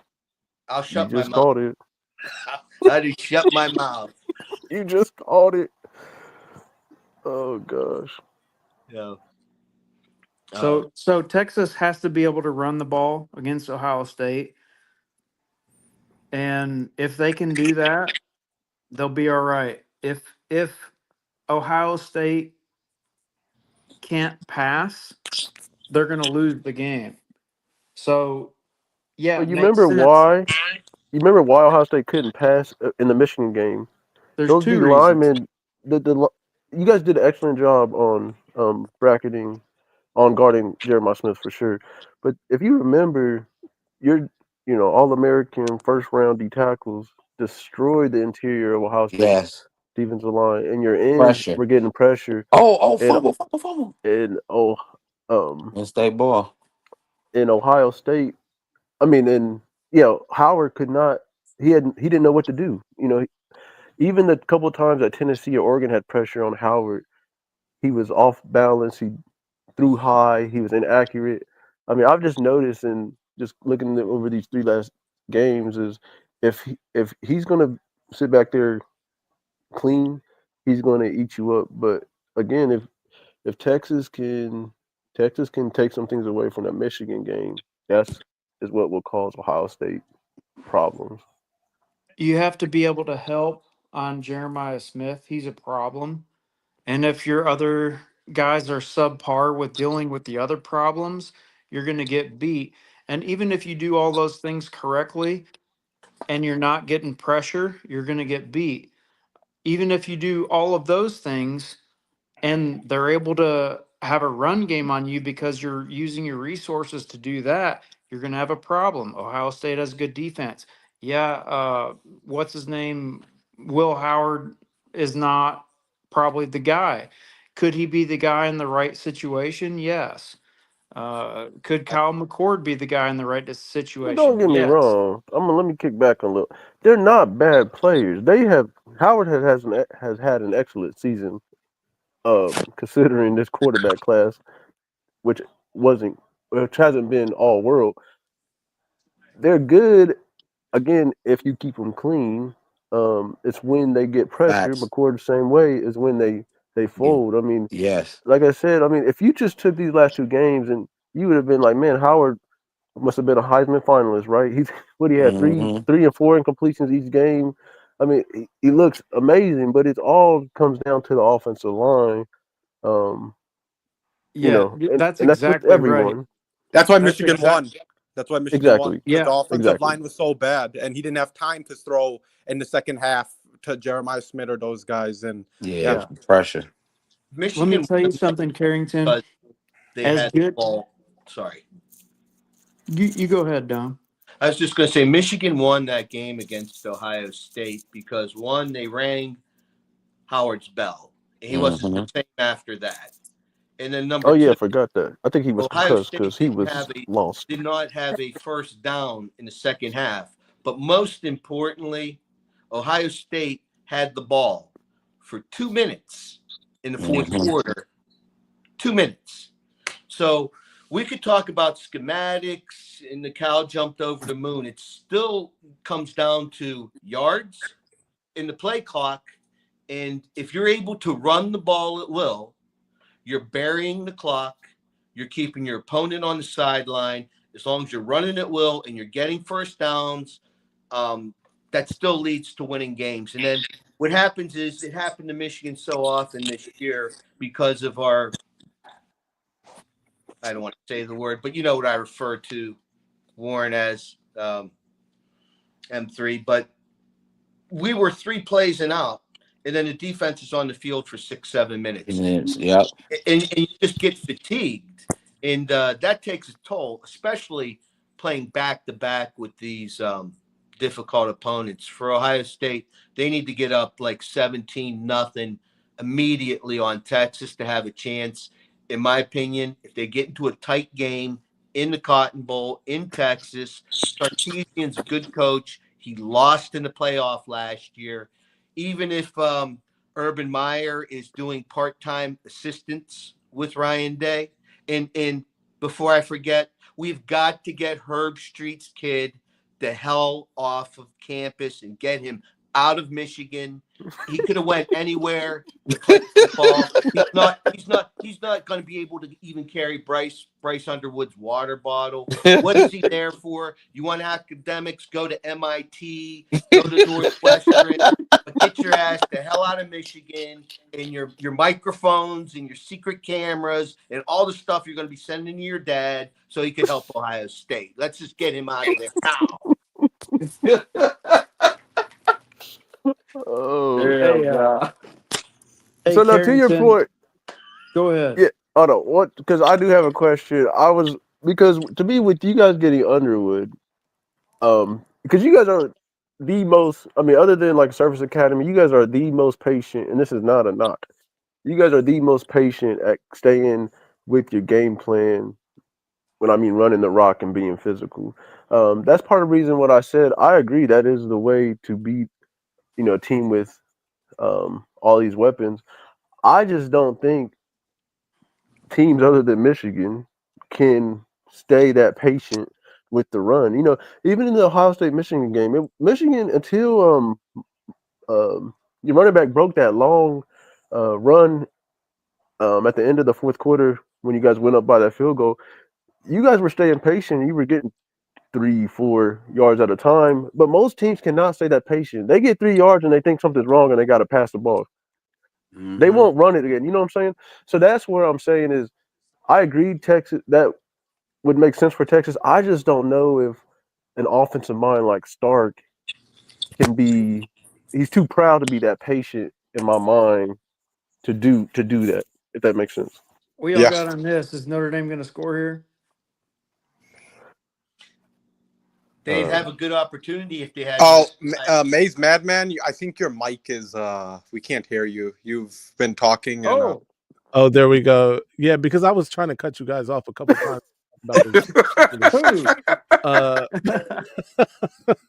How but long you yeah, been trying to cut me off? it's actually Sark. There's no T there, but Oh, my bad. My bad. no, Look, it's cool. don't tell him I Uh, said that. No. yeah. But yeah, I agree that most teams aren't as patient as Michigan is with running the football. I do think with the addition of Bryce Underwood, that patience, even Michigan's patience now is going to be tested That's what I wanted to because ask you. you have this Ferrari that you want to use, and I'm sure the Ferrari wants to get out of the garage too, right? Mm-hmm. So that is going to be an interesting dynamic when it comes to Michigan in the run game going forward now. So that's what I really was wanting to ask. My next Michigan question was going to be that is with him coming in, will you guys think you'll have to change your recruiting approach? And maybe this might be a easy thing because with him, maybe receivers will top receivers will want to come. Will you think your recruiting approach will change? And also to what you alluded to, will do you how hard do you think it will be for Michigan to um, kind of pull back on the run because it's a staple of Michigan, but I feel like a quarterback as good as him could get impatient with that. Where I thought JJ McCarthy was perfect in that. Had the perfect temperament for it, yeah. Yes, and he was fine with being elite on third down, Mm-hmm. and that's what to me. I mean, your defense was elite, but to me, as him being so good on third down is what won Yeah, the championship for you. Not in the game specifically, but I know. over the Throughout course the of the season, season, yeah, throughout the season, him being that man that you could run the ball first, second down, and he would be right on the money on third down. To me, is absolutely. what did that, and so I'm Yeah, interested in what you guys think before on we that. answer that, guys, Yeah. just a quick update. It is 10-3 now at halftime. It looks like Riley Leonard was knocked out, maybe concussed in this game on this last drive.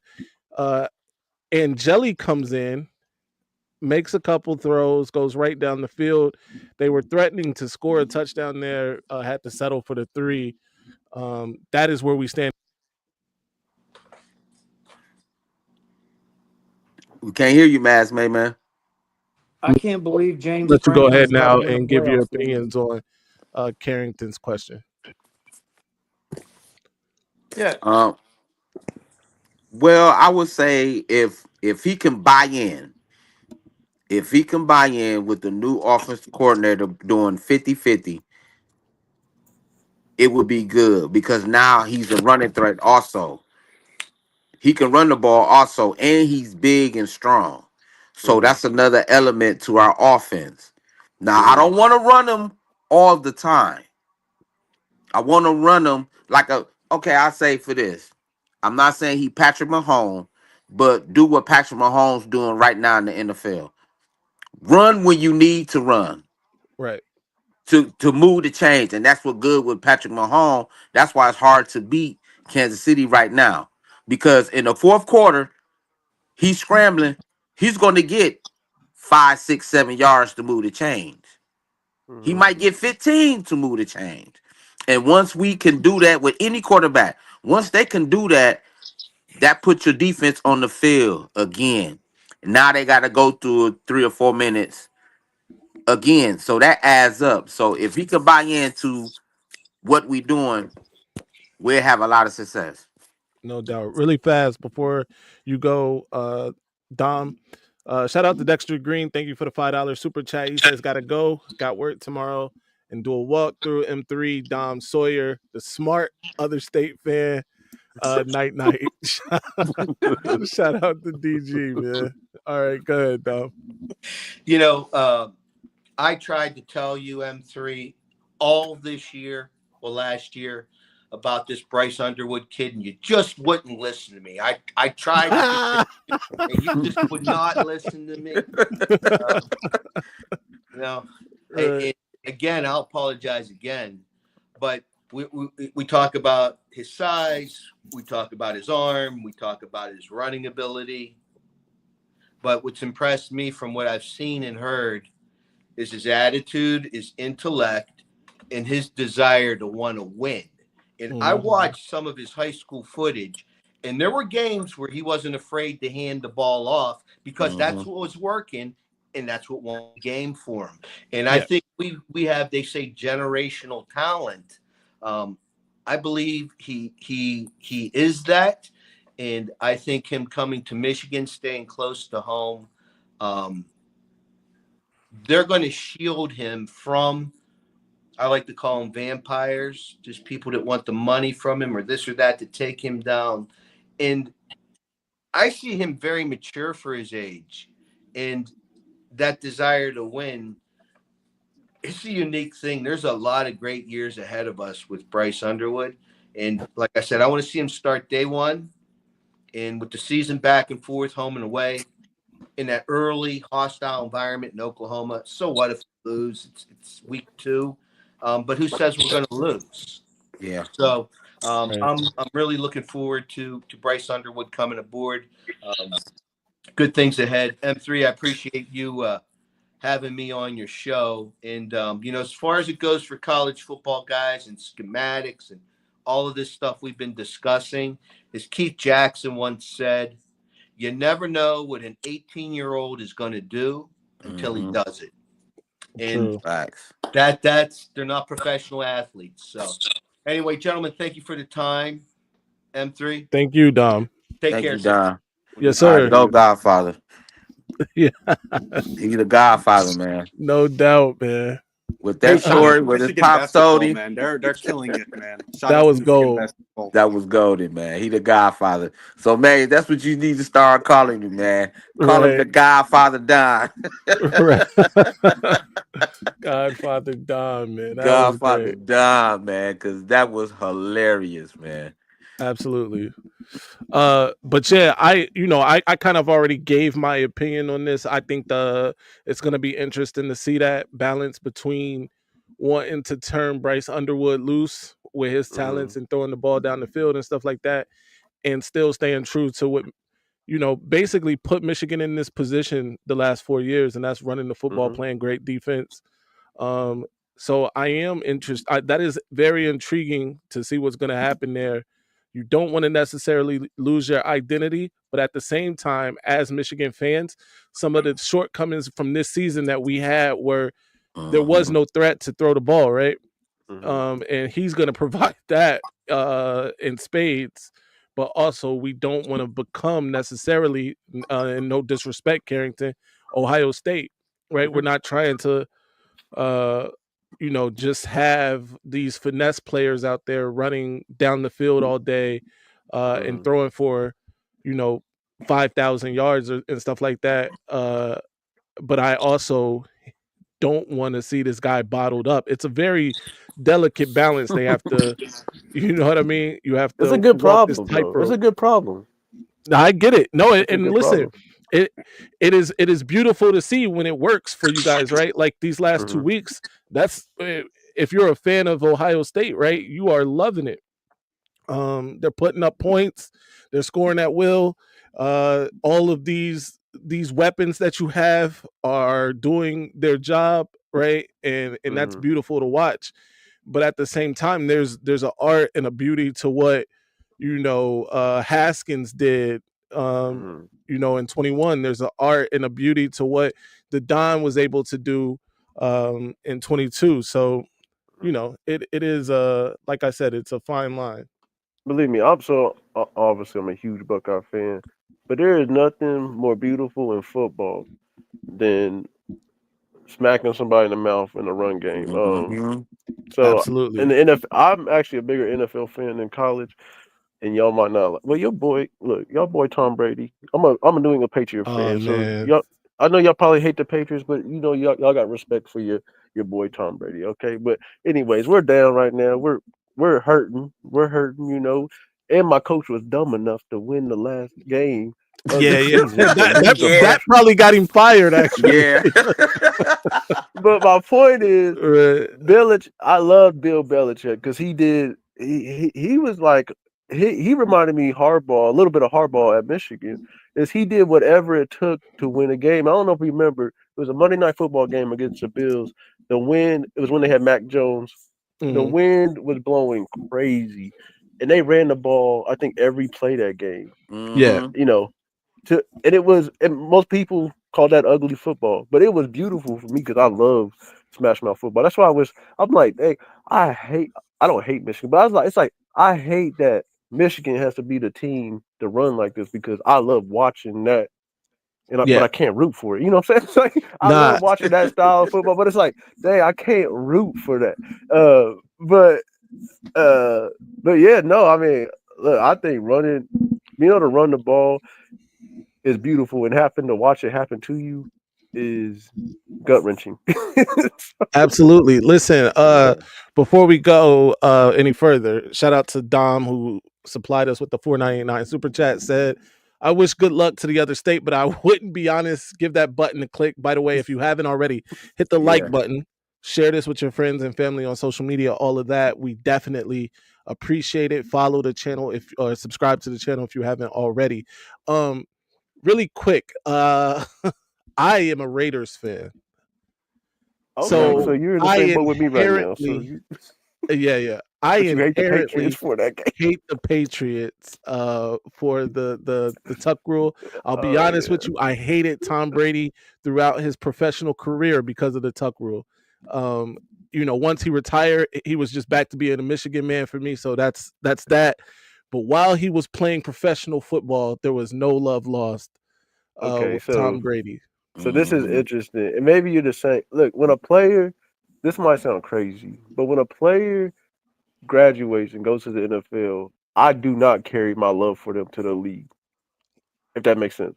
No, listen. Zeke, it don't matter. Any Ohio State player, if you're not on the Patriots, once you graduate and go to the league, it's not that I don't care about you, but I'm not hurt. I'm the same way. I don't have any love for you until you retire and you're no longer in the league anymore. So I'm the exact same when it comes to I love you when you're at those 4 years you're playing for Ohio State, but once you move on to the league, yeah, you're on your own, buddy. So here's the thing. I'm not necessarily like, yo, I hate you once you leave Michigan. I root for all those Michigan players, right, on their respective teams. I do, but unless they, of course, are in my division and stuff like that. But you're right. It is a little different. Like, as a Raiders fan, it's hard for me. It was pulling at my heartstrings to root for Jim Harbaugh this season, right? Although I did, because but the Raiders were so bad it didn't matter. What Jim was doing with Los Angeles. But if the Raiders were in a position where they were challenging for the playoffs and Jim Harbaugh is in Los Angeles coaching the Chargers, I can't root for Jim Harbaugh. Right. That just can't happen. Yeah, but I get it. Yeah, so like when the Patriots play the Jets and Garrett Wilson's over there, I love Garrett Wilson. I still like him. But when they play him, bye. Bye. I'm the same way. That's exactly how I am. Absolutely. Hey, since we on the NFL subject, with these games that's coming up, who need this win the most between Josh Allen or Lamar Jackson? Who need to go further this season? I'll go first. Okay. Yeah, go ahead. I'll go first. So I'm a big Josh Allen fan, even though he's in my division, and it crushes me to say it. And I'm a big fan of both of these players because of how far they've come since their rookie year. Like blows my mind. Absolutely. But I think Lamar, to me, has the most pressure because this is so hard, but I think he's going to win his third MVP this year. I think, and he hasn't had really any success at all in the big games, in the playoffs. He just has always come up short, and I just think fans and media are just, have it out for him to win it all, and if not now, then win. And the reason I say that is because his weapons are top notch now. Where Allen has been awesome, especially given his lack of weapons, not being as super as some of the other teams. But I just think the Ravens are set up to win now, roster wise, and if they're not going to win now, when are they going to win ever? Right. Yeah, no, I agree with that. Listen, so this is a tough question because it's not. My knee-jerk reaction is to say Lamar Jackson needs to win more so than Josh Allen. I honestly think they're on pretty even playing field in terms of their need to win. Mm-hmm.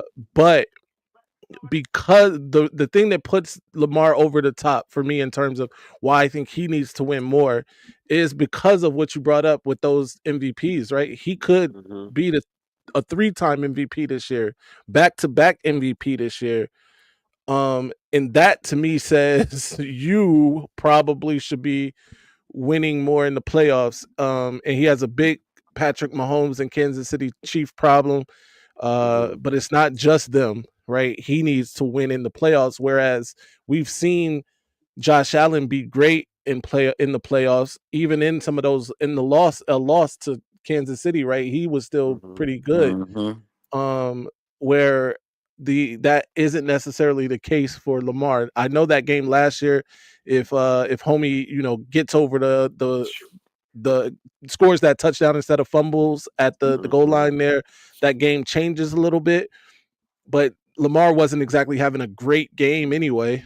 Right. So I think the answer is Lamar Jackson, and I'm gonna say that by a slight margin, but it's still him. Yeah, I'm going with Lamar Jackson because the what y'all said with the MVPs. Hmm. He finna have 3 MVPs and can't even make it to the AFC Championship. Yeah, That's wild. And by yeah, him you need to being do that. great, all the seasons that he played, and then when it comes to the playoff, he's mediocre. Right. So yeah, yeah, it got to be Lamar Jackson. He got to step up. He got to step up. He Stay, got to. yeah, and staying on the NFL subject, because I just got to ask because, and I should be the last fan base to ever say this, but it was fun watching the Patriots do it. But I'm tired of the Chiefs finding ways to win. And since you're in their division and you got to play them twice a year, Yeah. in your mind, what is it? Why is it? Because to me, it seems like every time teams play the Chiefs, especially defensively, they just fold and give Mahomes whatever he wants and when he wants, and teams just almost they play stupid, and I don't Mhm. understand it because to me the Chiefs are beatable, and it goes to the whole NFL. It's not just their division. Mhm. They went 15-1. Well, they lost the second game, but or the last game, but I'm not counting that. They were resting their starters, but they basically were they lost one game all year, and Yeah. it doesn't make sense given the product we saw on the field and their deficiencies roster wise on the offense. And so I just want to know what do you think? Why is there such this allergicness to beating the Kansas City Chiefs that's been going on the last couple years? First of all, DK all day. Shout out my guy. Mhm. Um, but yeah. So that is they have a good defense. We have to start there, Yes, right? you're Their right. You're defense right. isn't anything to sneeze at. So they keep them in the games. This year, it is harder to answer that about this year and last year even. Where they lost more games last year, but this year I can't. It's almost inexplicable their record this year because they weren't great offensively, right? Right. Um, but you're right about teams, and I think the fear is what you've seen over the years from Patrick Mahomes and what could Mm-hmm. possibly happen to you. So I think that is what's holding people back more than anything when it comes to the Chiefs. And Andy Reid is an offensive genius, Mm-hmm. but it is this year. It's very hard to explain why their record is what it is. Why nobody has seemed to be able to beat them outside of the Bills. With that, I got 2 words: Andy Reid and Patrick Mahomes. Right. Because if you look at it and what I was saying about what Bryce needs to do, Patrick Holmes do it all the time. Hmm. Mm-hmm. When his stuff get tough and he need to get a yard or two, he's going to get a yard or two. He's going to get that because he understand to keep the drive alive. Yeah. And a lot of quarterbacks in the NFL right now is not understanding to keeping the drive alive. Now, just Right. imagine this man threw 1 year, he threw for what, 53 touchdowns? Something like that. Something like that. He Yeah. Now he don't have no wide receivers and they still Hmm. winning. Hmm. So Yeah, he no, didn't, he didn't bought into what's ever going on. He don't care. You can give me the worst offensive coordinator, but when I'm on that field, they got to worry about me and how I play the game. So by him playing that, it's gonna be hard to beat them, man. It's yeah, gonna be Yeah. hard to beat them. it just blew my mind the amount of games that came down to the last play. Whether it was the Ravens at the beginning of the year where his toe was an inch too big, in the end zone. Right. Right. The Yeah. Bengals Yeah. game, I mean, pass interference. They called it pass interference. Um, that gave the Chiefs a first down to kick a field goal on the last play of the game. The Oakland game, the Raiders, I think it was their backup, wasn't it? Drove down the field it, in Yeah. position to kick a Yeah. field Yeah. goal, Yeah. and then didn't they have The, a legal procedure? It was just, it was Yes. disgusting. Right. Yeah. Yeah. it's like, Yeah. bro, is Vegas on the phone with these coaches and saying, I mean, it was impossible. It was impossible what happened this year with them. And like Yeah. I said, I give them credit because, like I said, being a Patriot fan, I understand how hard it is to be that great. But my God, I just can't believe it.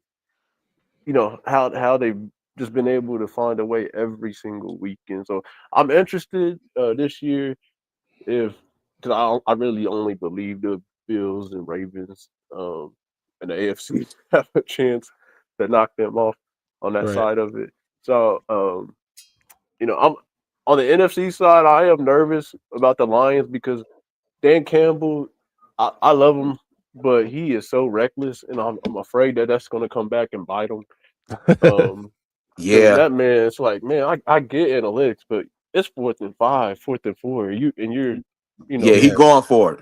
He's That going cost for it. we saw that cost them last year in the championship game, right? Against yes, oh Yes. the yes, 49ers. hmm They were up 17. He went for it a couple times or on a big one, didn't get it. That was a game they should have won if you Yeah. ask me, and they didn't. But yeah, you're right. yeah. So, but hey, I'm gonna get off here. I don't know. Are y'all doing a live show tomorrow? I might check in. Yeah, yeah. We'll definitely be live tomorrow. Wishing for the worst for your team. Yeah. Yeah, I Yeah. probably check in at halftime because look, I tried to I think it was the Tennessee game. I tried to check in live during the game and I couldn't focus. So, Yeah, yeah, uh, it's so different when it's your team. You don't have time to talk to yeah. nobody. That's why we don't do Uh, live Michigan games anymore. I figured I was like, man, they've never Yeah, did a. Have you ever yeah. did a live Michigan game? We did it. We did it We one did it. time. Yeah. Yeah, Oh Was man, I it got to go back Texas? in. I Was think it it might have been Texas? It Texas. was Texas. Yeah, it Yeah, sure was Texas. Because we yeah, was pissed off. Oh, Yeah. yeah. I need to One of go that find bad. that just because I don't know how you can do it. I just don't know how it's possible. I mean, I Right, just, but yeah. So I'll try to check it at halftime, win it or lose it. You know me, I'm gonna show up. I ain't like Garrison. Did right, he right. ever come out the woodwork? No, I he ain't hear did. from. He did, and it, Okay, and good, I good, got good. when he was on here because he did catch a lot of grief for that, but he was legit having Thanksgiving dinner on a Yeah. Oh, good, Saturday. good. Okay, okay, But yeah, okay, good, good, good. But no, it was great talking with y'all. you Like too, man. I'll You catch too, y'all at man. halftime tomorrow. Yes, All sir. right, man. All right. Good luck, man. Good luck. Woo. Great conversations tonight, man. Yeah. We should be coming back from halftime here. Yeah, 10-3, man. Did you expect this, Cam? You know what, Maize, man? This quarter, that first half remind me of Big Ten football, It did. to be honest. That's good Big Ten football right there. Yes. So if if Penn State can duplicate that in the second half, they win this game easily because Yeah, they got the quarterback frustrated. Now I am kind of worried what they did in the last minute or so with Notre right. Dame, how they Yeah, marched down the field. But other than that, they got to the quarterback. What we were saying, can they stop the quarterback from running? They did that, and like you said, Maze, man, they find ways to get they tight end the damn bro, ball. bro, the most creative. The most creative. Here's the thing. This looks interesting. It looks like they about to go back to Riley Leonard here. I think that's a mistake. Ooh, Angeli drove right down the field, completed yes, passes while driving down the field, and got you the only points that you have tonight. And you're about to go back to this guy who might be concussed, who's already turned the ball over. I think this is a yes. mistake. And if you notice, he had running lanes and he did not run, so Right. he was scared to get hit. And I think that's what it is. I think when they got to him, they hit him, they frightened him up a little bit. Yeah. So now he's second guessing himself. I'm with you. I think this is a bad move. Keegan is back with us. By the way, what you guys think? Is this a bad move to put Riley Leonard back in the game? Keegan, what do you think? I didn't see him go out, so I don't know. Yeah, he got hurt. It looked like it could have been concussion. They took him out that last drive. Angeli drove right down the field, got them these 3 points. I think this is a mistake. I'm actually a fan of Will Howard being put back in the game. I don't like Yeah. I don't like sissy stuff, man. I don't know. It's Yeah, just yeah. me. Right, If you want to play, go play, man. right. Nah, I mean I get that 1000%. Shout out to Antoine Johnson in the chat. Get him Penn State father versus son. Yeah. I Yo, think that's hilarious. But yeah, I think I just don't. The thing is, it's not even about the being a sissy or not for me. It's the X's and O's. The Angelic kid just did better to him when he was in here. That's why I wouldn't put him back in here. yeah. Um, I think I think Leonard's the guy. I think they're going to come out and have a good second half. I Yeah, think they're going to. To be honest with you, I expect Notre Dame to kind of blow the doors off the second really. half. Well, I hope that doesn't happen. But All star. here we go. We'll see what happens. Jack Sawyer says, "Shh, let the genius Marcus Freeman out Franklin. Franklin." Yeah, that's crazy. Goofy versus Goof says Yeah. Antoine. Yo, no doubt, man. Oh, They got Notre some Dame. some things percolating here. Yeah, they're driving. Yeah, I think Notre Dame's the better team. We didn't see it in the first half. Hmm. Got second half adjustments. I just think that Notre Dame's the more complete team. So, And see, I think completely opposite, especially offensively. I think Penn State's way more complete than Notre Dame is offensively. But I do think that the strength of Notre Dame is a bigger strength than Penn State. Absolutely. yeah, we're gonna have to see it. Hmm. Yeah. Do y'all think in the second half it's gonna come to a point where the coach is gonna outthink themselves in the second half? Overthink. Well, these two, that's Uh, definitely a possibility. yeah. My whole premise on Notre Dame beating Penn State is because James Franklin, but Yeah. um, I do think that Notre Dame is a better team. Uh, I,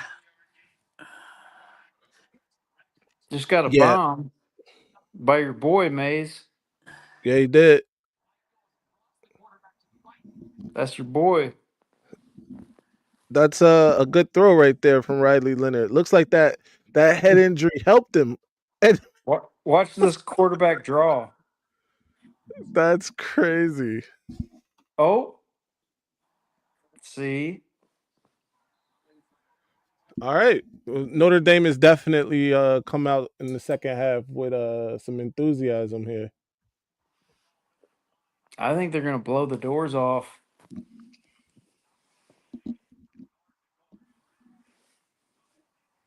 that means Did you finna be guys hear Franklin claim to be an African American coach. I did not hear that. I did. So I do. He is. What his mother or father is black, right? I don't know. Yeah, I yeah. One of them two is one of them two. Yeah. looks like touchdown Notre Dame here, Oh, yeah. Did he get in or there? or not. I think he was down.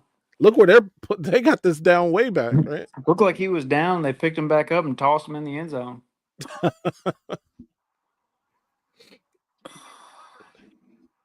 Why they What were have you a saying, linebacker? Oh my god. Madman? Um. Uh. So Penn he's was. black or is he mixed? I think he's mixed. He's I believe. mixed. Yeah. Oh, good move. Hmm. Notre Dame threatening the score here. There he goes. They just ran the same play. It's crazy. Touchdown Notre Dame. Uh, Am I ahead of you? you probably are. It Yeah. looks like you're ahead, slightly ahead there. All right. I think Jack Sawyer Tier said he graduated in '97. What a year to graduate from Michigan in 1997, winning the national championship. Um, that had to be a great time on campus there. Is Jack Sawyer's Tears felon or whatever his name was? Yeah, that's Buckeye Bucks felon. Buckeye Scoop Felon or whatever. Yeah, that's the same person. Yeah, I figured it was. yeah. Yeah, Franklin's gonna Franklin, man. Yeah, see, and this is where James Franklin usually Yeah. James Franklin's the pressure is now back on Penn State. Yeah. And they have to go get some points here, and I am losing faith by the second in their ability to do that. Yeah, they went right down the field. Yeah, they did. Yeah. Did any time even come off the clock there? That's how fast that seemed to be. I hopped on TJ's channel and said Notre Dame was about to blow the doors off in the second half. Nobody listened to me. Let's mix tackle. Shout out to John Go Blue, John Spitzley. Michigan not a place to find a hot woman. Oh my goodness. Hey, Antoine, I feel the same way, man. That's the last thing I want is a Notre Dame Ohio State championship. I need Penn State to win tonight. I need Texas to win tomorrow. But if I had to choose one, give me Texas beating the other state tomorrow over this one. Because You gotta be kidding me, man. Because I'm gonna be honest. If Ohio State make it to the championship, it's gonna be hard to beat them, bro. It's gonna be hard. They're gonna beat either one of these teams in my opinion. Yeah, They're the favorite.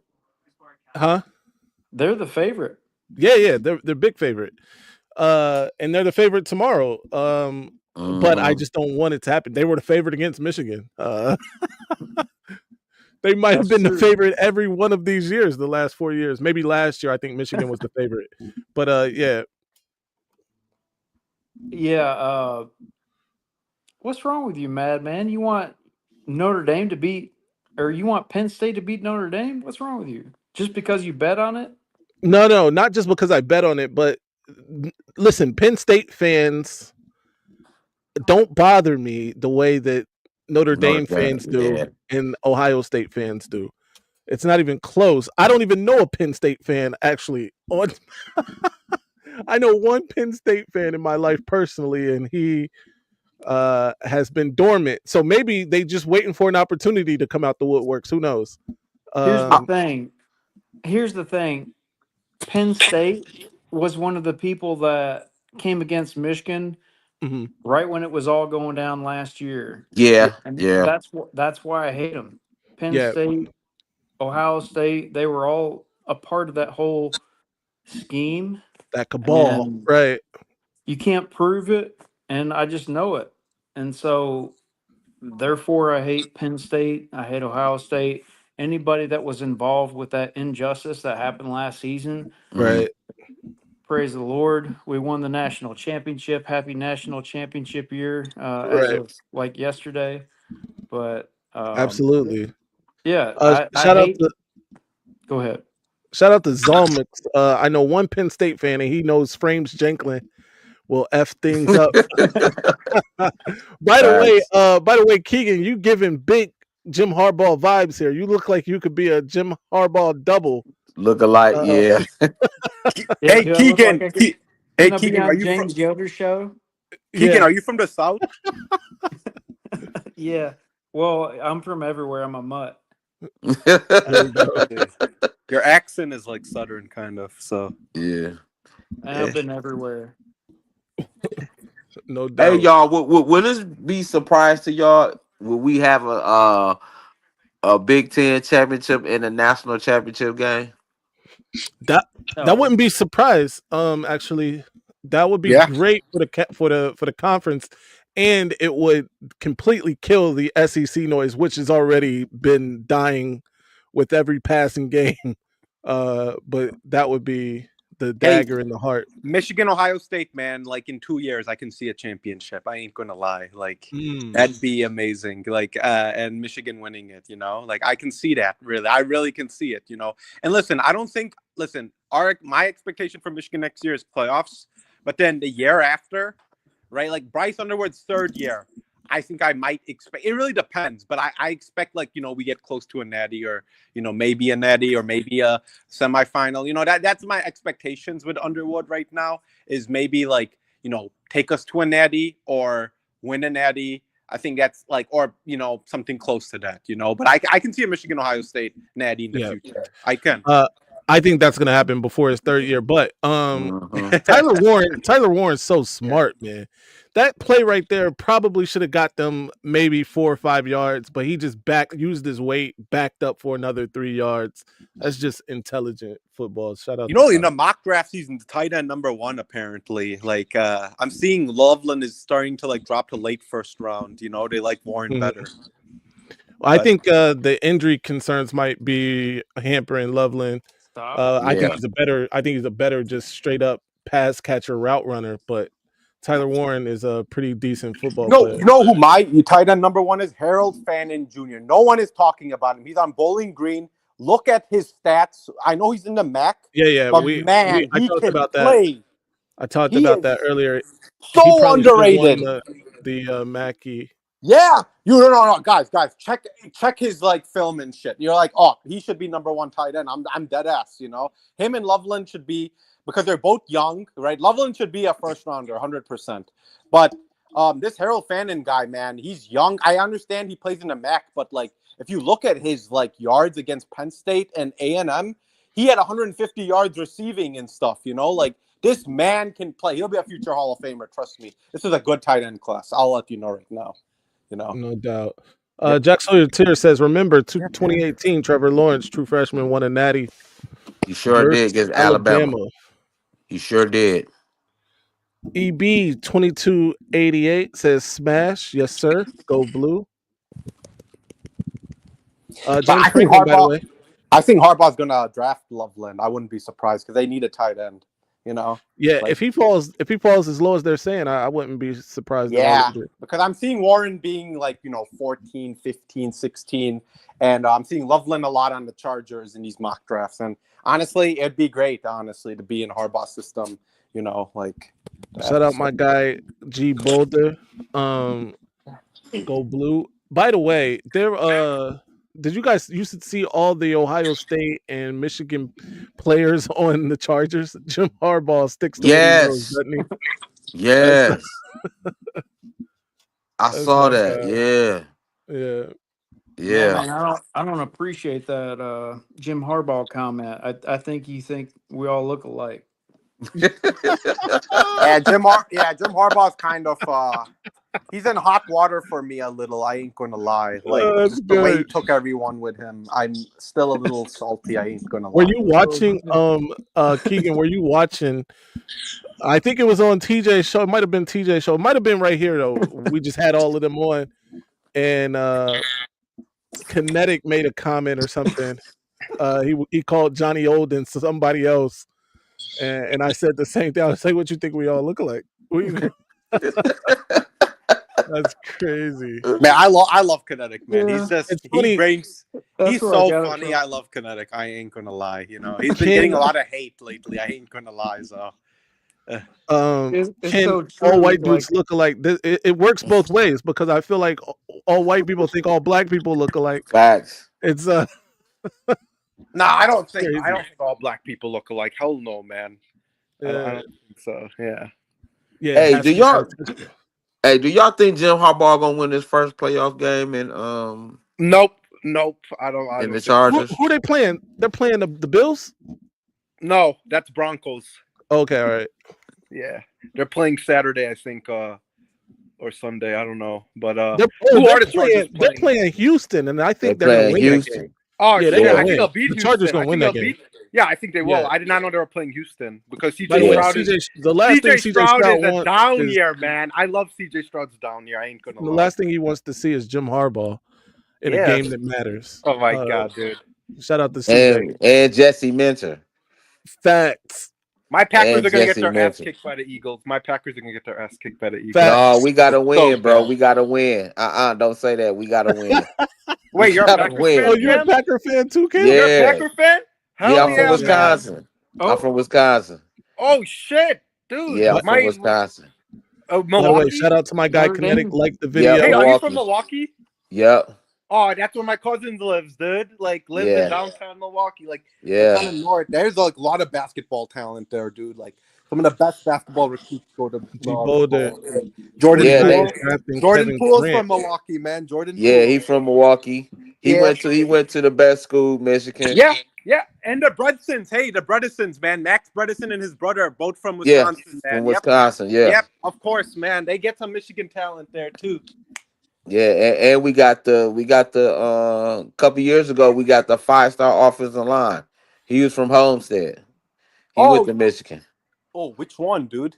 What was his name? Homestead. I know Homestead, dude. That's where my cousin lives. He lives like fucking 7 minutes away, but he goes to a private school. Yeah, dude. That's like literally where he lives, like in the Mequon area. In Mequon area, yep. Bro, yep. yeah. Oh my god, dude. Oh my god, Yeah. bro. This all sounds like Mandarin to me. Hey, there's a lot of Jerry Michigan ties in Springer? Wisconsin, man. There's a lot of Michigan fans. Love it. No, no, doubt. no. Get him. Oh my Dude, goodness. John Nevers, he played in I think one of the Michigan QB national champion QB or Brian Greasy.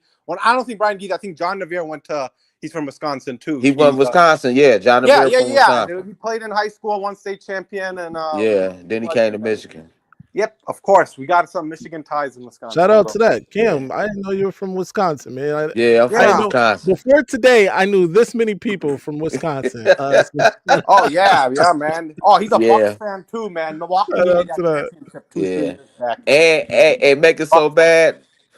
Back in the day when we used to play against Wisconsin, I was the only probably the two or three people in Madison, man. That's crazy. Yes, crazy. we used to go. We used to go to the games up Madison. Oh, yeah, dude, it's amazing, bro. Wisconsin people are pretty nice too. I ain't gonna lie. Like, man, but I'm gonna tell y'all this: the college atmosphere at Camp Randall, man. Yeah, bananas, bro. Amazing, bro. I agree. It's And I got something for bananas. y'all. Is Nebraska gonna be good next year? No. Oh no, they're doing a pretty decent job in portal. Nope. They got a good quarterback. He's gonna have another year under his belt. Oh. I don't know what you know what, I need to see their schedule, Keegan, because that matters too. And if they can like build into something, then I think that gives them a chance. Because they play us at home this year, right? I think we do play Nebraska. I'm not sure if it's a home game. I'm starting to think Nebraska might be pretty good next year. I think you might be on to something here. Jack Sawyer's Tear says another random question. Have you guys seen how far the English language has advanced? Look it up. 1,500 years ago, it sounded like someone 50 beers in. Man. Oh my goodness. We're still Yo, doing shout race out to jokes, that. man. Yeah. James the King said Nebraska's a road game. Oh, okay. Okay. Hey, Abdul how Yeah. y'all Carter is feel a about phenomenal talent. Yes, he is. how y'all feel about Indiana next year? Oh, they're gonna be good. They got transfer portal QB, the Cal guy. He's actually really good. They'll have a good QB. I ain't gonna lie. I think Indiana can also be good again next year. But they got a really good transfer portal QB in California. Oh, I think they're top Fernando 5 in the Mendez. He was transfer like, portal. yeah, he was a uh-huh. really good transfer portal. I think top 10, top like Indiana really had to land him. God, and now Kurt Signetti's just gonna be annoying as hell. Obviously, like But shit. here's That's here's the hilarious. thing. Mm-hmm. Here's the thing. The transfer portal heroes that are not recruiting, they're gonna sustain injuries, and over time, throughout the season, when they sustain injuries, they're not going to be able to compete with the big dogs. Mm-hmm. That's what you saw happen to Indiana, and Yeah. that's always going to be true. So the formula is going to be to recruit, try to keep those guys. Um, I mean, that's what we're seeing these top teams lose, like Georgia and Alabama. They're losing these second string 4 and 5 stars to other Yeah. teams. So Yeah. that's not a sustainable thing. It's a in a pinch you want to Mhm. do that. That's the correct thing to do, but it's not a this program's going off because they're doing X. Yeah. You have to be able to recruit or Mhm. and sustain, or you're not going to beat the big dog. I I agree. I agree. agree. I agree. Yeah. We Yeah. saw Michigan's done that, right? Yeah. They've gotten key people out of the portal. Josh Yep. Wallace comes to mind. Josiah Stewart comes to mind, but they've kept the depth behind those players. So that's a good point. G says, I know I'm late, but have y'all talked about another quarterback in the portal for depth? Can you say Carson Beck? I don't I don't think that's want gonna Beck. happen. No. I don't think that's gonna No. I happen. do not want Beck anyways, dude. I like Uh, Underwood. I like my He's Underwood. going pro. Beck, He entered the he, portal. he entered the portal, yeah, today. Yeah, he entered the portal today. But I don't think that's not realistic for Michigan at this Oh, dude, point. he's gonna ask for 4 million. Watch, bro. He's gonna ask for like 3-4 mil. Michigan does not want I to think spend he, money I on. think Mi- I think Miami might already have a deal in Yeah. place. You know, Yeah, that's what I'm that's what hearing too. happens for real. Yeah, it's obvious Miami's gonna do that. They're never gonna develop a QB. They're just gonna Take the get the portal Ravens QB. this weekend. They're just The gonna get the Ravens are portal playing QB. the Steelers this weekend, right? Ooh. Yeah, Yep. Yep. Saturday. Yep. Saturday. Yeah. This is SEC just what it came to is. It's play way before NIL came in, and that's why they were so dominant. Yo, Taves, this is a great point, and I'm gonna reiterate a point that I made recently. The worst thing to happen to the SEC was the transfer portal and NIL NIL. because Yep. it leveled the playing field for everybody.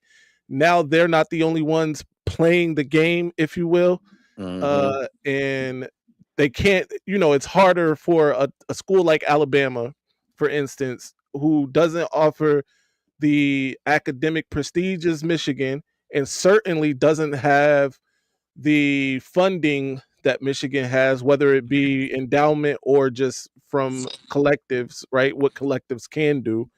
Um, it's going to be harder for them to keep up that level of Oh. dominance that they had pre NIL.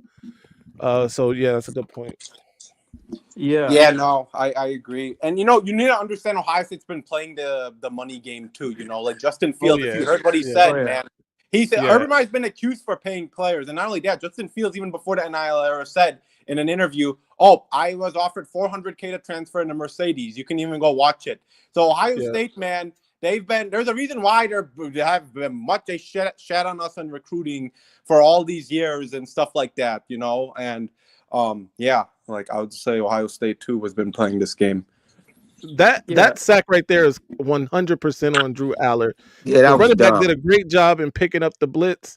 Oh, Drew Aller just panicked and Ran basically him. walked into a sack. Hey, Yeah. what's the score? What's the score? I'm not It's 10 watching. 10. 10-10. 10, 10. 10-10. Oh shit. Hey, Yeah. Tays made a good point earlier too. Where is Steven? I would never argue with Steven. Steven's hilarious. I saw him Never. Oh my god, undress somebody on Johnny's channel. It was great. I would ne- he went crazy on that blueprint guy. Remember the blueprint guy? What Yeah, is he just- doing? Yeah, the Ohio State blueprint guy, man. That guy was just crazy. Steven just sat there for about 5 minutes and then he just went off, listened to people, and he just went off. Yeah. He's only Blueprint 24 Buckeye. years old too. Steven? Yeah, he said that. He sounds 23, like bro. a 40-year-old said- man, don't he? I Dude, think I'm I think the literally next like week. 24, and this Oh guy my is younger. I can't Shout believe out to he's younger. Steven, man. Shout out to I Steven. can't believe he's younger than me, bro. That's actually crazy. Dom says, plus Bama chicks aren't hot. No. Oh, that's actually Dom. I'm gonna disagree there. I'm sorry, Yo. Dom. I'm gonna disagree, man. I'm sorry, dude. I don't know. I remember Dom what's has the never lived in the South. See, if Hey, you like white there you chicks, go. then yeah, Bama's the way to go. But if you like black and A other stuff, mixture? LSU is the way to go. man. LSU, yeah.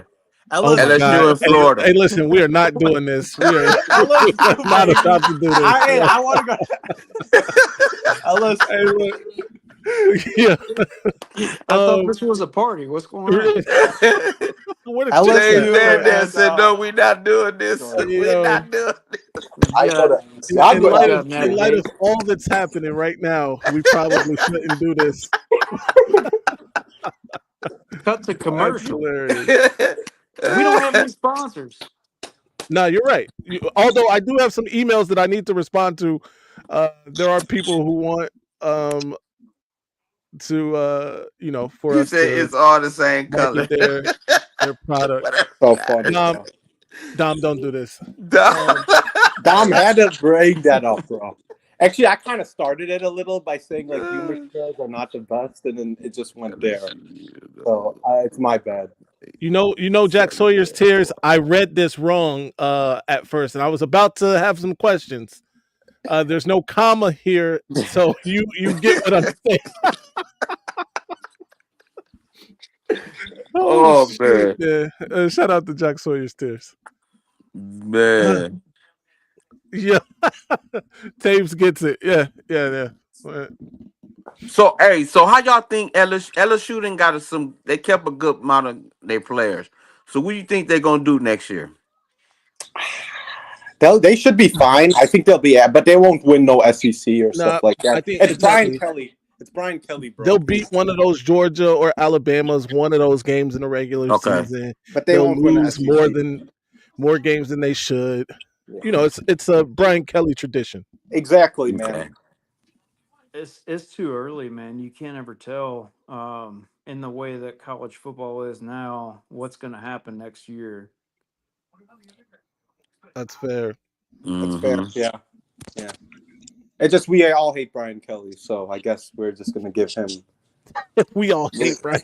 I don't hate Brian Kelly. Brian Kelly's cool with me. As long as I heard he was a couple years ago. He was trying to get the Michigan job. He did. Yeah, he did. Stay far away from Michigan, but yeah. I'm actually glad he didn't get it. I'm glad he didn't get it. Actually, I'd rather have Sharon Moore any day of the week than Brian Kelly. Yeah, Brian Kelly wanted Michigan bad. Yeah, he wanted them bad. He'd make the culture pretty. I feel he'd make the culture bad at Michigan because he wanted to come here before Harbaugh did. Let's do this. What about Les Miles? I like Les Miles. He's not awful, actually. Like he's not like he is a Michigan man. I think. Absolutely. Yeah. I actually thought that there was a time where I wanted Harbaugh to hire Les Miles on the staff. I don't know what he's doing now or where he is. I don't think he's coaching. I think he is. I think it was like he's doing TV broad. I don't know, something like that. Yeah, he's broadcasting on that. He did broadcast. Yeah. He's broadcasting on Peacock. Lots of shorts content in this live. You're absolutely right, Dom. We got a lot of content to use. Yeah. It's been a great time. Great time, guys. Oh man. Hey, yeah. That's why I don't show my face. Right. I'm trying to do something with my life. There you go. Mm-hmm. It looks like it's going to be a third and very short. Hey, y'all, by next year, what tight end you think need to step up next year? Oh, Marlon Klein by a Marlon mile. Like Klein. Marlon Klein. Oh, listen, Hogan Hansen is my tight end one. I think he'll be tight end. But Marlon Klein, he had so much offseason hype of him being more athletic, the fastest tight end, all that stuff. He's just more of a blocker guy, and I think Marlon Klein is the guy that I want to see step up. But I do think Hogan Hansen will be our tight end one most likely. I want to see Brady Priestcorn. Yeah. He got Yeah. hurt. Yeah, no, I totally forgot about him, honestly. I think he hurt Unfortunately. it. Didn't he hurt? He hurt himself early in In the season. practice. In practice. No, Yeah, Yep. at but I want to see the Brady before Priestcorn.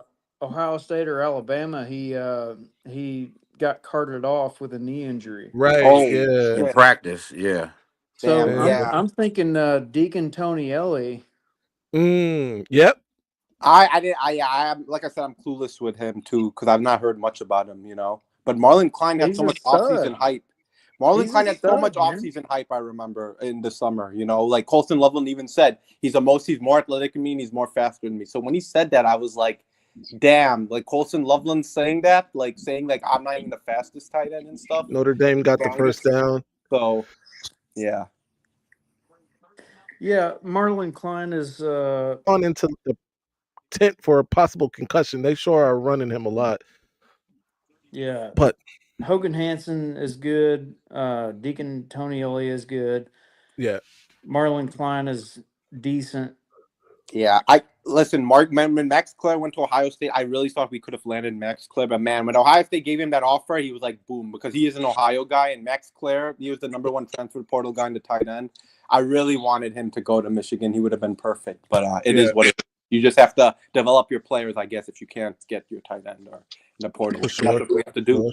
We have to develop our guys, man. We have great tight ends. The tight Tave's end still upset situation. about Olesh. Yeah. I'm heartbroken, bro. Yeah. Oh man. Yeah, that hit hard. That hit Listen, hard. I'm just shocked he went to Penn State. I thought he was going to go to Oregon, dude. Like, it just came out of nowhere, Penn State, because looks like he listens to his dad. He's a good son, I'll say that, listening to his dad. I mean, but to be fair, if you're looking at Tyler Warren this year and the creative ways that they've gotten him the football, that's probably appealing to some kids. I agree. And yeah, go ahead. You want that to happen though. If his heart's not there, it's going to happen next season. So like you want that kind of stuff to happen, even though it looks bad on the front end. You want that kind of stuff to happen because if he's not going to do it, he's not going to do it. So, yeah, that's a fact. And great we do throw have and catch there. Yeah, we have a deep tight end room. Deacon Tonielli, Marlon Klein. Who else? Priestcorn, Hogan Hansen. Well, Yeah. Hogan hurt. Hansen, Max Hogan Bredesen, technically Max Bredesen. Hogan Hansen is a stud. Eli Owens is going to fill right in with the H. Right, I feel like he's going to be more Bredesen than Yeah. No, I agree, Maize man, because he's not that tall and he's just much bigger. He's more like bulky. He's 245, 6'1". That's a really short for a tight end. I'm not gonna lie, He's gonna be a stud, though. He's gonna be a stud. You think? Yeah. Oh, for sure. I don't know. I don't know much about him, so here's and he's the guy that wants to be here. He's the guy that's been, recruiting for Michigan, and everything is Michigan. So it's good for the locker room too. Like when Bredesen leaves, you're gonna need that guy. Bredesen, all Bredesen does is like take concussions every play. That's what he does, and he's good at doing it, and he doesn't get hurt. So that's what you need as a leader in the type of offense that we want to run, and Eli Owens is that guy. Yeah. So he's gonna be amazing if he shows the same sort of durability that Bredesen has. Yeah. Plus, he's got an upside on the athleticism. For sure. Timeout. Notre Dame has driven down the field. They're threatening to score again. Let's go. Score is 10-10 right now. We'll see what happens. They're doing a good job of keeping Penn State off balance right now with the mixing in run. Yeah, they is. And pass. Yeah. Bro, Same here. I live in Chicago area, greater Chicago. So, dude, all like people are going crazy. There are so many bandwagons in Notre Dame. I go to sports stores and literally people are asking, "Oh, Notre Dame merchandise," and it's just all sold out because there's such a bandwagon damn fan base. Notre Dame, it's crazy, you know. Yeah. Such a bandwagon fan. Well, probably even worse than like Michigan, Ohio State, and these type. You know, like. Right. Just crazy Notre Dame fans are, you know, and like most of the fan base, they're not even religious, dude, bro. They're just not. I'm telling you, I meet some of the Notre Dame fans because you know Chicago is actually like a melting pot for Big Ten. For But Big believe it or Ten, yeah. believe it or not, dude, Notre Dame runs Chicago. Believe it or not, right? It used to be they used to call Chicago Notre Dame of the West back in the day. They have the most alumni, everything, and it's just like some of these fans, bro. They don't even go. Like it's fine if you don't go there, but like. Bro, they're not religious. They drink. They sleep with who knows how many people. It's just like they do all the drugs. It's like, and then they call Notre Dame fan. Oh, I'm religious. I'm Catholic. Like screw them, honestly. Real quick, Jack Sawyer's Tears. I wouldn't mind for Coach. Man, this is a good one. This is really good. I like either one of the coordinators for the Lions. I take Aaron Glenn in a heartbeat. I take Ben Johnson. I think who else do I like? Todd Monken. Yeah. I like Todd Monken. It's kind of the defensive coordinator for the Vikings, even though I think he's suing the NFL right now. That probably isn't gonna happen. But yeah, it's a couple names out there. For GM, I don't know, man. I like a dude. What's the guy that's on ESPN? Bald guy was like in the front office for the Giants for some years, I think. Yeah, no clue. Man, I can't think of his name right now, but he calls games too.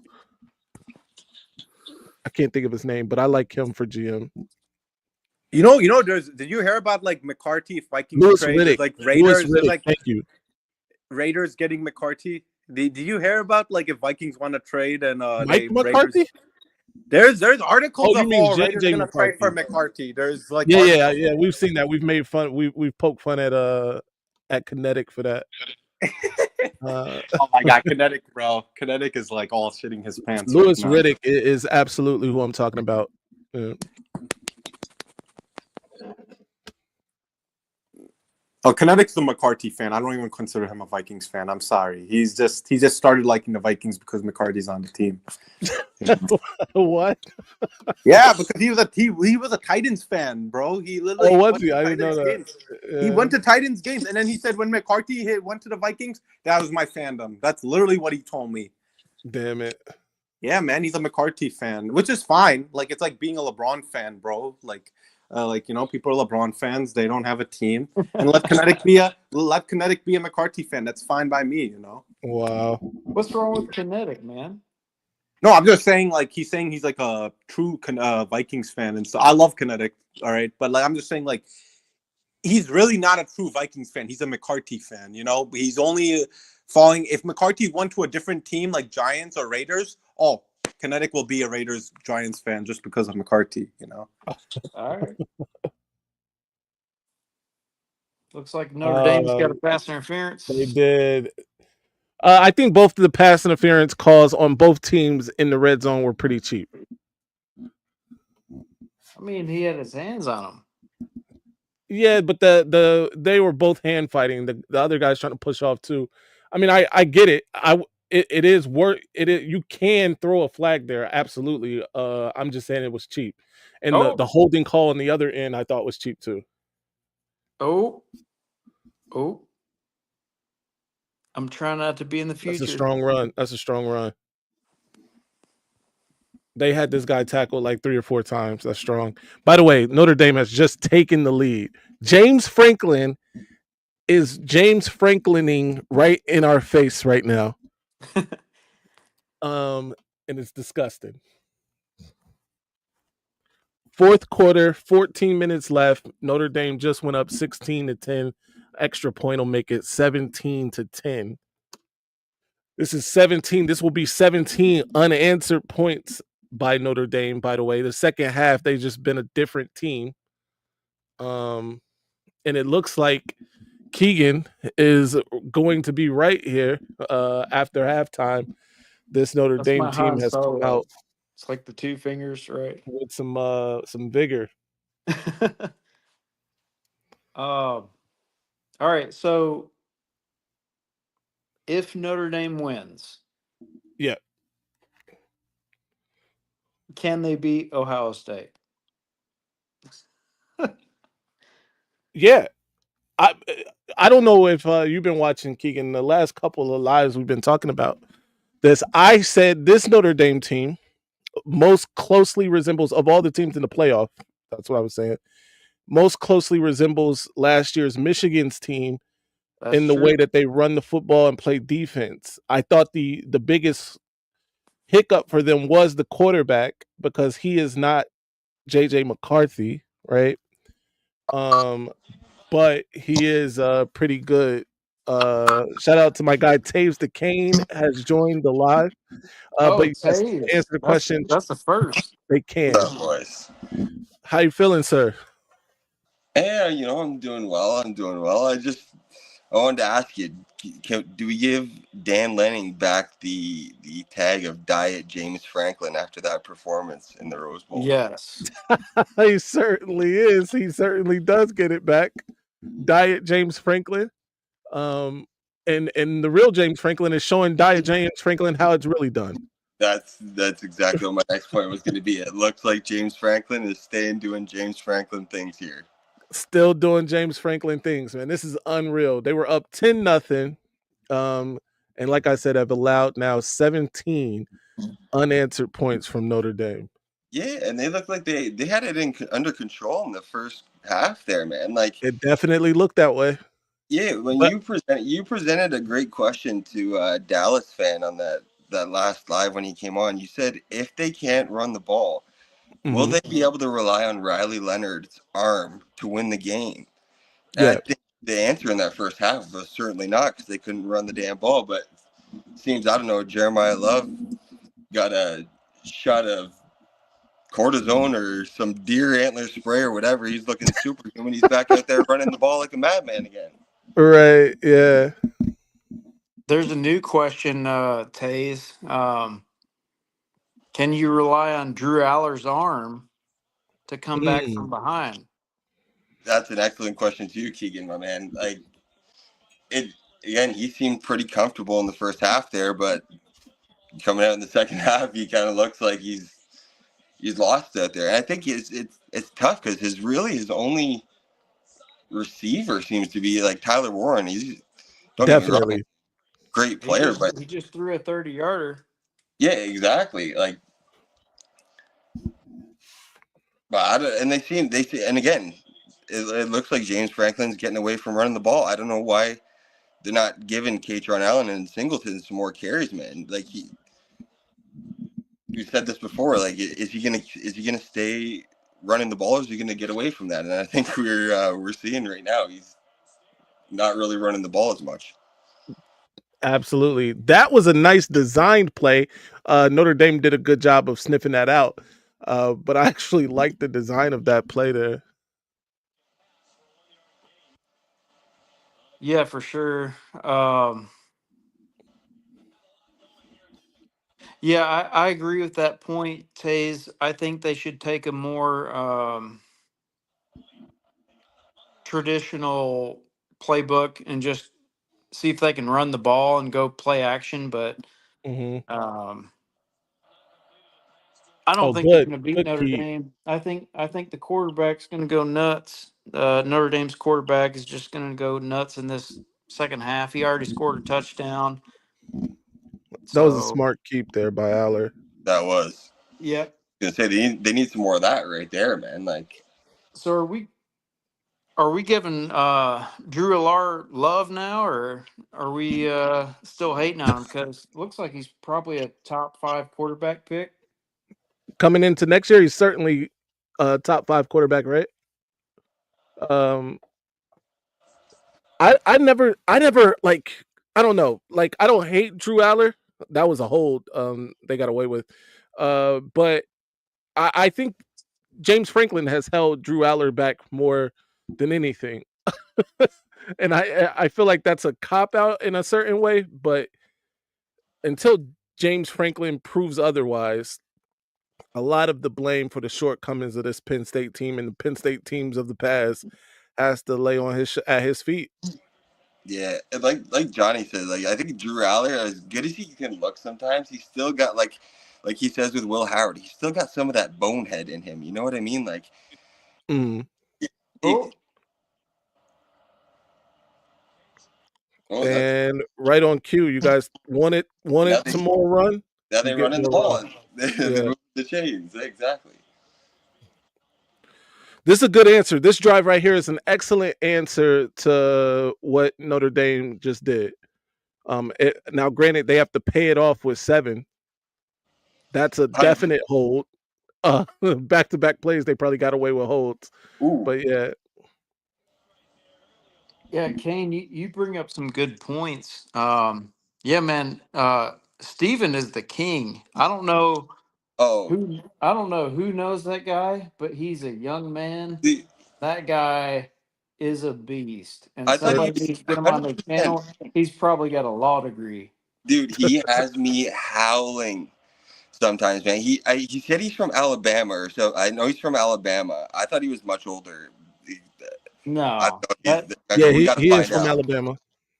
that dude probably has a law degree already. But dude, He's a smart guy. 100%. Like he brings up some great points, and dude, that thing with Jordan Baker and Garrison, that was killing me. But that Ohio State Yo, in Johnny's stream, Jason, when he was like, first of all, when he's like something about that team up north, and then I love my alma mater, and Steven cuts him off and said, Oh, just say Michigan. I started fucking excuse my French. I started howling, man. And then he's talking about Ryan Day has the blueprint, and Steven yo, just up and oh my. yo, no, absolutely. Real quick, one great red zone run deserves another. And Penn State answers Jeremiah Love's great effort with one of their own. So we got a game, ladies and gentlemen. Looks like it's going to be 17-17. This thing, business just picked up. There they go, getting some runs, and look what it does. Put 7 on the board. Yeah. I'm gonna have to find I'm an surprised we extension haven't cord. seen Steven tonight. I don't know where Steve is. Shout out my guy DK, touchdown Penn State. DK all day. Yeah, where's Maniac and the usual crew? I don't know. This wasn't like a planned thing, so I didn't No, like you can't. schedule it or anything like that. No, you can't. So I don't know what they were. They probably have things to do tonight. Yeah, no, Ryan's man. running out of clean draws. I'm excited for the squad next year. I hope they give Bryce the opportunity to start, and if he falters or if the offensive line is not up to par for whatever reason, they got to take him out. Mikey Keene is there, but I don't like y'all been saying. I think Bryce is different. Yeah, yeah. Bryce is different. He ain't no regular freshman. What came out of camp last year and sort of the smoke and mirrors, I think, went on with their confidence in the quarterback room. I don't think that's going to be the case with what they're saying with Bryce, that he's ready. And look what he said after the game there. He's saying it's my time. Yeah. Like, you know what I'm saying? He's got that swagger. He's got that confidence. So I think he's gonna ball out. Yeah, I agree 1000%. And you're I disagree with that. What's I that? don't like that. I don't like the Jordan Marshall, Bryce Underwood exchange. Like you gotta grow through it, and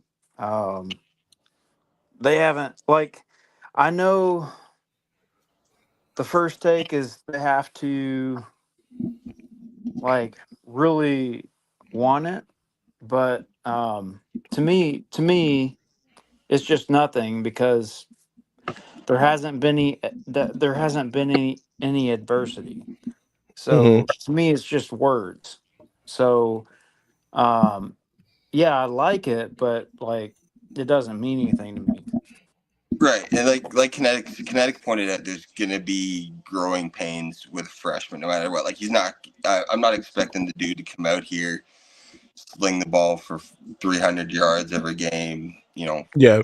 No interceptions, but you know, for example, with DJ Lagway, wasn't he? He was the number one recruit overall in his class, was he not? Yeah, I think on certain services for sure. Yeah, I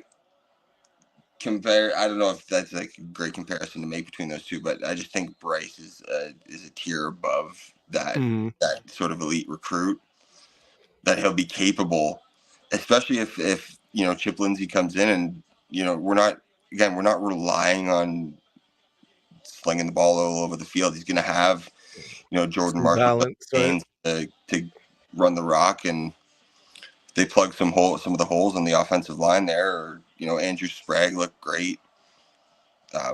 Evan Lang, to his credit, towards the end of the year, looked light years ahead of what he looked like at the beginning of the year. That's a fact. Yeah. Um yeah, no, Keegan, that's a fair assessment too. I think Dylan Raiola too. Dylan Raiola was number one on a couple services as well in terms of the best quarterback or whatever coming out of last year's class, and he started pretty much every game this year, I think. But Yeah, it didn't come without adversity either. Um, but yeah. Oh, did we miss an interception? yeah, we did. Jesus Christ. Riley Leonard, Luke gonna Yep. lose the game for Notre Dame here. That's not great. And this is in Notre Dame territory. This is a big turnover. This is a game-changing turnover right here. Yeah, it is.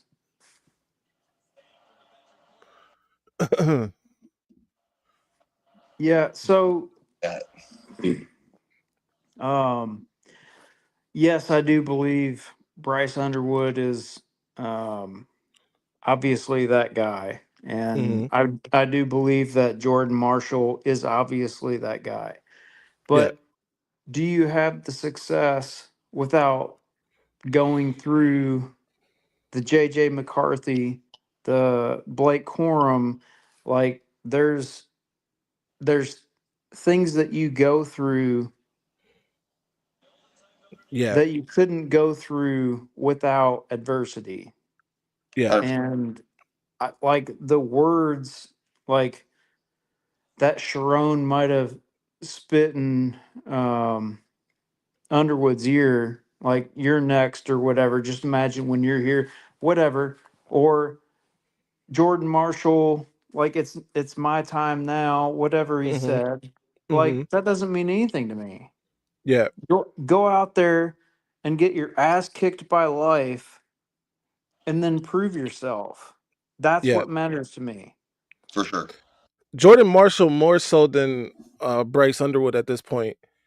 Uh, at least played a football game, right? As much as I'm not gonna get on the bowl thing because people were hating me for my take on the bowl game.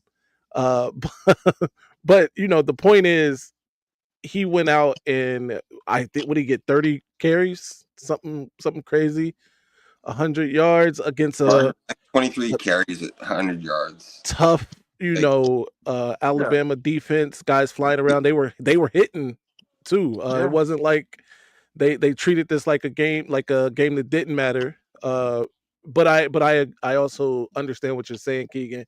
Um, and to that point, JJ and Blake and those guys, the Don, they went through the adversity of losing to Georgia in the playoffs, losing to TCU in the playoffs, staying on the field. Oh, JJ specifically, those guys stayed on the field to oh, watch those teams celebrate. Oh my God, what was that? dude, both these quarterbacks have a little bonehead in them right now, man. What was that? Like, That guy was quadruple covered, and he threw the football anyway. Are they about to get let off the hook here? Yeah.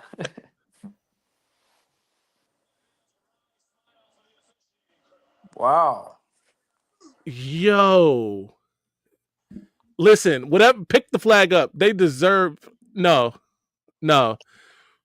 He deserves to have that interception on his record because that was an awful decision. Did you see how many white jerseys were surrounding that guy? Oh man, that's a weak call, man. Oh, that's very weak. I mean, the dude got there. He made some contact early, but he had his hands up. I think he just needs to turn his head, and that's not a call. That's weak. Big That's 12 weak. referees. That's why they referee the Big 12.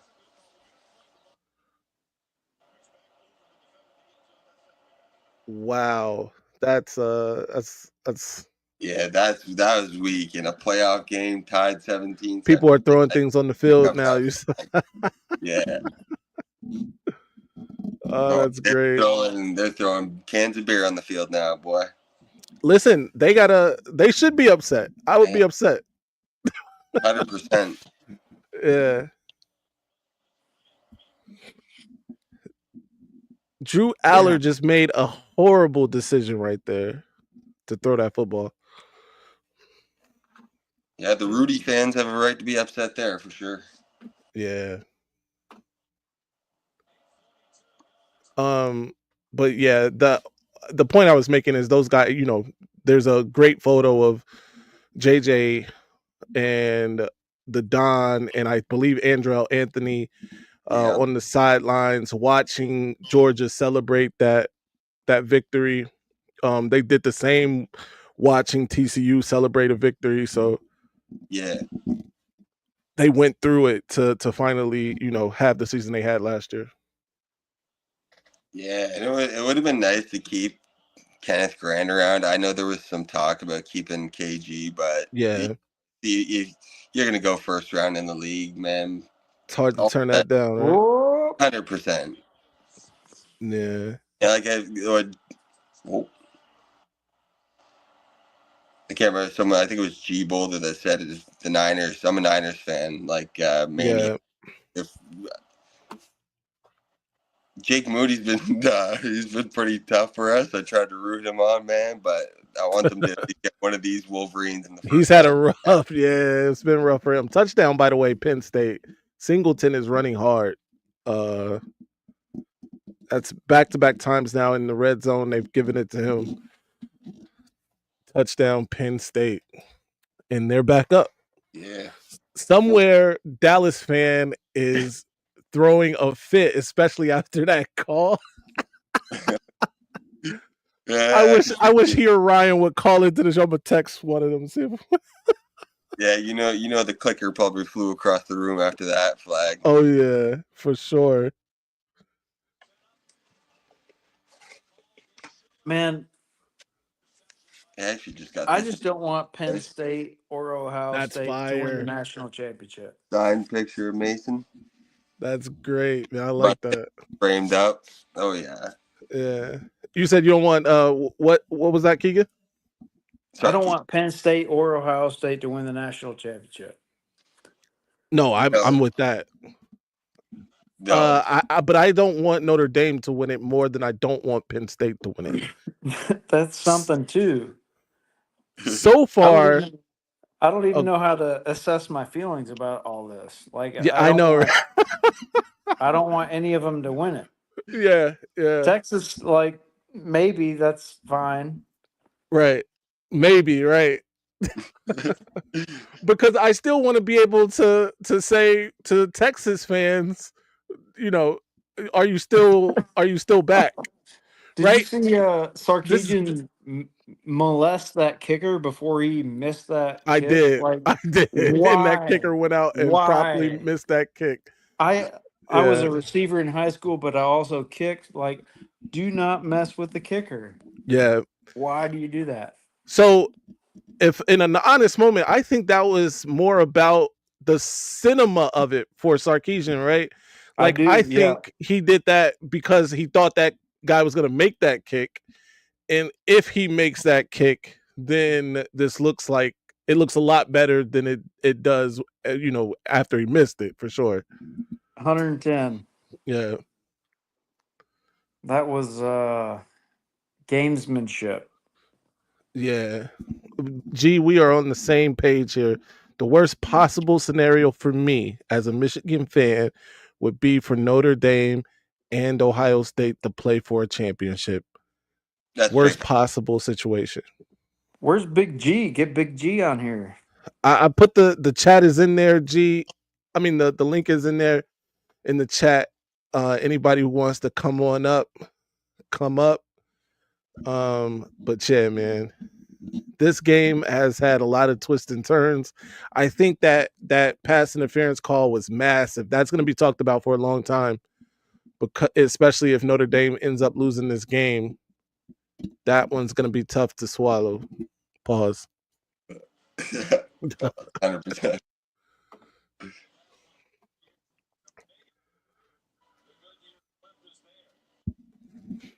$17-24.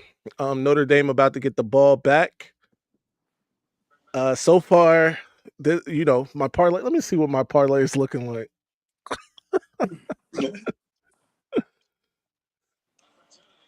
See if we're still intact here. We are. All right. And let me know if you're ever looking for some picks for hockey. I got you, boys.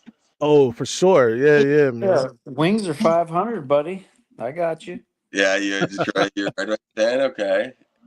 Yeah, 5 in a row, right? Yeah, you got Nice. my Patrick Kane on there, but I can't say I'm the biggest Red Wings fan, but man, you guys should be doing a lot better than you are. Oh, well, what kind of fan are you? I'm a Blackhawks fan, dude. Well, Kane is on the Red Wings. That's the thing. That's one of the reasons why I'm kind of rooting for the Red Wings, man. I want to see them make the playoffs because I want to see playoffs, but Don't hold your breath. hey man, they're in a tough division. You guys are in a tough division with Boston, They're the Leafs. they're 500 and like second to last. That's the thing. Wow.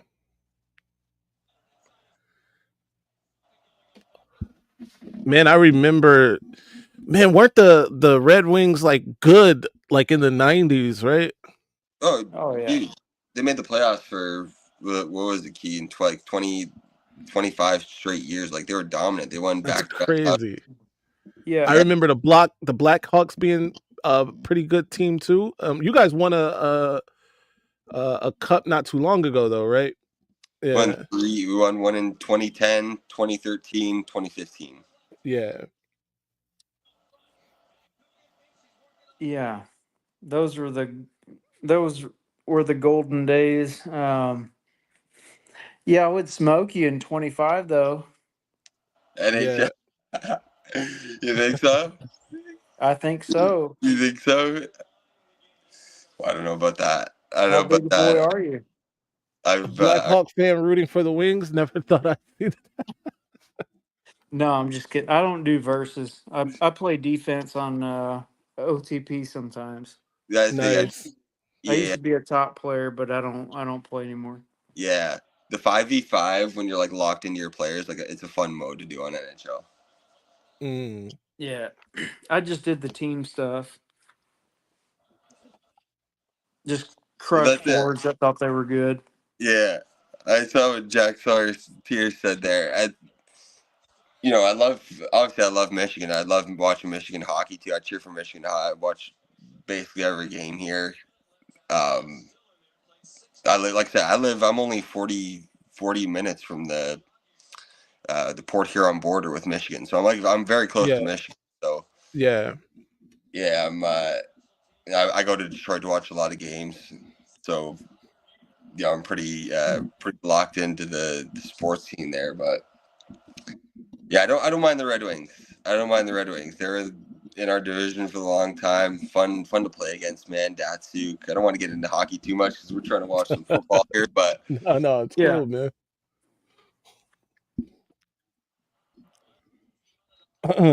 No, That you was a guys. good play by. I was trying to make it down for a spring game. I'm definitely getting tickets to either the Wisconsin game or the Western Okay. Michigan game. That'd be my first Yeah, game in the big house. But very nice. yeah, I'm gonna try and make it down for the spring game as well. Definitely. If you come down to the spring game, man, we're all gonna be there. You know, like I said, Johnny, guys from the Voice of College Football, Michigan, me, Maniac, Kinetic. Should be a good time. Yeah, man, it'd be great to meet you guys in person. Absolutely. I would love to do that. I'm all the way down Yeah, here in man. South Florida. Oh, Oh you're in yeah. South Florida, eh? Yeah. It's I'm a hard life, man. it's a hard life. There's worse fates out there, man. That's for sure. How far are you from A2, M3? I'm in the DMV. Yeah. So I'm you know, I could drive and it'd be probably 9 hours, but I'm definitely not doing that. My plan is, you know, Marmar, who is also like a fan of the channel, he lives in my hometown of Dayton now. So Oh, I've got a couple plans working. Like I could fly in, me and There you go. Maniac, who are both on the East Coast, could fly right into Detroit, which we might do. Or I could fly, or I was thinking about going to Dayton, you Oh, know, seeing family, and then riding up with Marmar. We'll see what happens. yeah. Keegan, you have to come up with Johnny or something. Right? You Yeah. guys are both in Florida there. Oh yeah, Johnny is in Florida. Johnny would be flying. I'm Yeah. about Yeah. Oh, for I'm sure. about an Yeah. hour from Johnny, but he would be flying. It's too far, man. Yeah. I'm about 2.5 hours drive to Ann Arbor from where Okay. I am. Yeah. So it's not too further than the Port Huron border, but That Hey, was a great move by Jeremiah Love. if Johnny wanted to fly and it were cheaper, Yeah. I would roll. Yeah. But Oh, I doubt it is. Notre So far Dame away. answers the response. bell. 54-yard receiving touchdown for Notre Dame. This game has business is picked up in this game. Yeah, Wow. it's pretty cheap to like fly within the United States there, isn't it? No. It No. depends It's on not the cheap to do airline. anything in the United States right now. That's also a fact. If you guys come up here up north. Well, you guys might become the 51st state here. Oh, don't. Hey man, Don't do that. give us your taxes, your Yeah. shipping costs, and all that stuff. I'm Oh, not my- engaging in this conversation. Yeah, I'm yeah. on Let's board. not do this. That's crazy. But what a great play. That was Yeah, great. no, that was great. Now the corner looked like he fell right off the line, but Yeah. Great House made a great catch and run afterwards. Oh man, I'm surprised they didn't Shout go out for to two. Jamar Pennyman. Go blue. What's good, sir? You know, I know you guys were touching on it a little bit earlier, but DK. Oh yeah, that was another plan. DK. We could. Yeah. It's gonna be a great time, man. It's gonna be a DK, lot nice. of people there. G is gonna be there. All right, G. Big G. Ryan's gonna need a post game IV. That's hilarious. That's it. So the spring games, you just kind of go in and pick your seat. There's no tickets. Right? Yeah. Okay. Yeah. Man, I would love to go to that. Kind of first come, first serve. I'm sure the line is gonna be massive. There's gonna be a lot of people there to see. Yeah. Bryce Underwood, honestly, but yeah.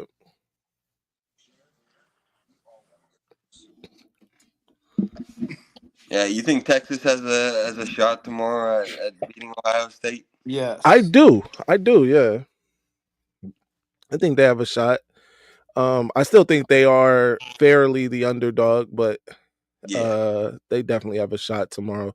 They have to they got to keep the ball away from that offense. They can't get down and then try to get back into the game because then you become even more one-dimensional. Um, things have to go right for them, but I think they have a shot. Yeah, man. They got to bracket Jeremiah Smith, man. They can't let him Can't get. let that guy break the game open. Yeah. No, you want to make Carnell Tate beat you, fine. You want to make it Ibuka beat you, that's fine. Mm-hmm.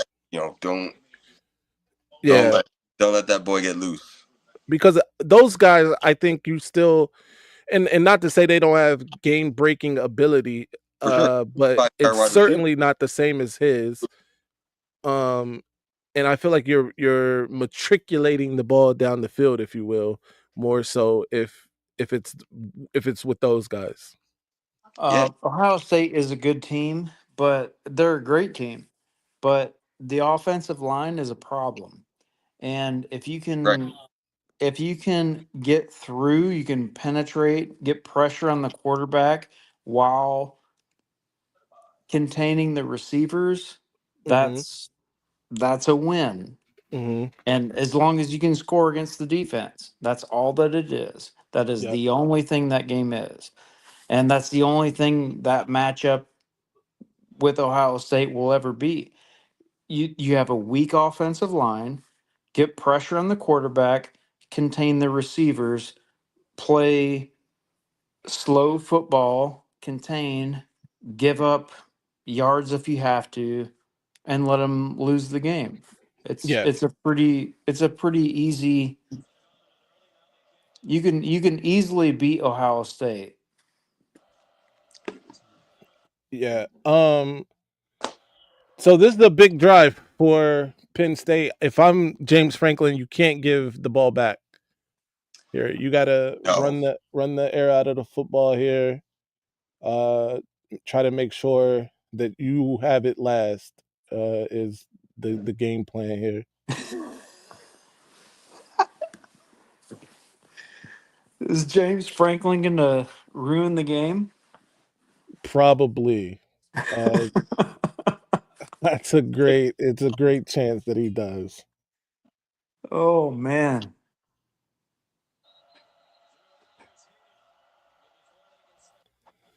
But yeah. Just noticed almost 6,500 subs, 10 away. If you ain't a subscriber now, it's the time. Shout out to Dom. You're absolutely right. By the way, if you're here, hit the like button. Share this with your friends on social media and Abound. Let's get into it. All right. Last drive, big drive here again. For Screen. these guys.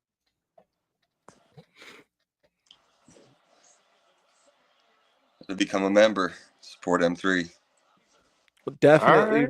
All right. become a member. We got some new by the way, this is a great opportunity to bring this up. We are going to be doing personalized emojis for people who become the member in the highest tier. So be on the lookout for that. Marmar has his own personal emoji now.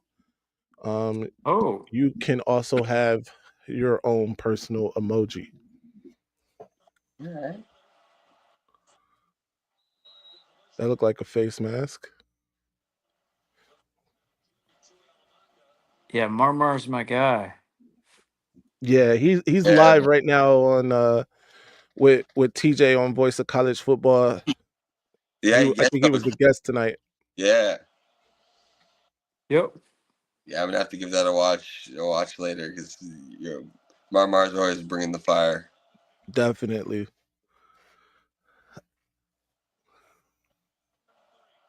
Oh, Let's see what we got. what a great block by the running back. Yeah, he's been picking up the blitz well all night, honestly. Drew Yeah, Aller really good block. can't get to the first down. Of course he can't because he's Drew Aller. So exactly what I said couldn't happen is about to happen. They are giving the ball back to Notre Dame because they are inept. Yep. James Franklin, if James Franklin loses this game, they have to fire him. I know he won 2 playoff games. Fire James Franklin. He's never going to be able to do it. If you want to be the runner up every year, keep James Franklin. You're about to see the mobile quarterback. Jesus, Horatio Christ. Texas better win, and I don't like them. That's a fact. Texas better hold it down. I hate that we have to root for Texas. Is Marmar's emoji a cigarette? No, it's not. It's actually pretty dope once you see it. TJ is absolutely bananas. TJ is he's hilarious. Drew Allard just not ready for the NFL. I agree with that. He needs another year. I think he's coming back, right? He's coming back. He said he was coming back about a month ago or something. He's about to get outdueled by Riley Leonard here. That's insane. Never know. That's fair. That's fair. You never know. Riley Leonard, as Johnny would say, could make a bonehead play here. Yeah. He's still got to do it. Penn State's defense is no joke this year. Like they're just like last year, even when we ran the ball on them 32 straight times. Shout out to Blake. Their defense is good. If they can get the stop here, get the ball back, or just send this game to overtime. Right. I think Notre Dame's got it in the bag, man. Like the soft. Yeah. Maybe a Franklin Locker stuffing way. Yo, we definitely need to create a stuffing James Franklin in the locker video for sure. 100%. That's a cool looking cat, man. Yeah, it's my the little tortoiseshell cat here. Her name's Cheeks. Cheeks. Yeah, my roommates named her when we got her. Nice. Watch Riley Leonard throw a pick six. Oh, that would be poetic. That would be. Wouldn't it? That'd be great. Not gonna happen.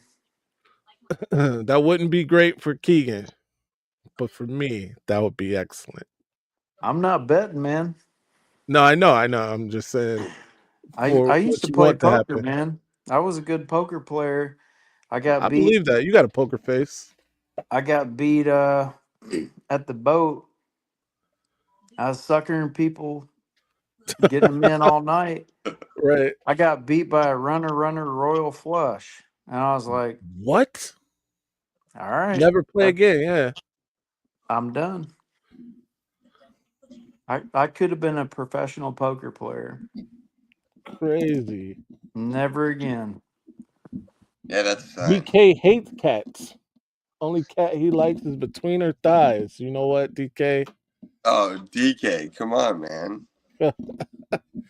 I like cats. I like cats more than dogs, and I'll explain it. This is probably blasphemous. I hate the fact that dogs are so wanting to please you. You know what I mean? You get your dog, you come home, he's wagging his tail, he wants, you to love on him and stuff like that. And a cat, he doesn't care as long as there's food in the bowl, clean litter box, whatever. I can show some affection, but I don't need to. Whatever. Like this, man. Don't try to overly impress me. All right, I don't like that. Get out of here. You're trying too hard. Dogs are tryhards. I don't like it. There's something wrong with you, man. Exactly. High maintenance, man. You have something wrong with you. Your dog needs to be taken outside and walked and stuff like that. Your cat, he takes care of his own business. You're talking about a poor dog that loves you versus a cat that's gonna like kick over your lamp in the middle of the night because you're not paying it attention, and that's who you love. Absolutely. Listen, What is I wrong think I with you, like man? the independence of the cat. The cat doesn't. You don't necessarily like the dog. Like wants to make you happy. He appreciate. Don't get me wrong. Like not appreciate isn't the word. Let's go on about the dog. He Yeah. He wants appreciates to make you you. happy. Yeah, let's go He on with the like good stuff. wants treats. He's begging. You know all Yeah, of these things. All the things that and I then the don't cat. necessarily care for. And the cat is like, listen, you can give me food, right? That's great. Or you can just open the back door. I'll go out and get my own food. You know what I mean? Your dog, you let your golden retriever out, he's dead. Give him a week, he's done. Your cat out there, he could have been a house cat for 30 days. I mean, for 12 years. You let him outside, he's fine, right? Thriving. He'll be That's not the okay. same argument though. It's not the 'Cause- same argument, but it speaks to the independence of the cat. Yeah, it does. Yeah. Cats are very good killers. Absolutely. They're made for that. Somebody got hurt. Yeah, some cats like to cause trouble, like Keegan said. They kicking over, knocking. Oh no, absolutely. over, Listen, but my cat's an asshole. That's like my cat's amazing, man. She like climbs, sleeps right beside me, and you know loves to be in the lap. Very sweet, loves to be pet, man. Loves her belly rubbed. Oh gosh. G said I wouldn't even date a woman who has a cat. Gee, come on, my man. I'm with G. Gee, Yo, Keegan, come on, my man. That's hilarious. Listen, I'm not that person. Like if you have a dog, I'm okay with it. Just whatever. Yeah. And by the way, I don't hate your dog. I will say this: small dogs are pointless. I do hate small dogs. That's small yippy dogs can't. Yeah. That is just it's a fashion statement, and I hate it. No. But big dogs, okay, I understand it. Like even if they don't necessarily protect the home, they can give the idea that they are fierce, right? Somebody might think twice about doing something to you if your big dog is there. But the little Yorkie, that's a fashion statement. I hate that. Yeah, that's right. Here we go. We got a problem with the Yorkies for. What's up with that? It's a fashion statement. It's stupid. Too yippy, man. Too yappy. Someone comes to the door and they start barking and. All right. So if I'm a hot chick and I'm a fashion statement and I'm barking at you, come on, man. Then I got to take the advice of Dom's father.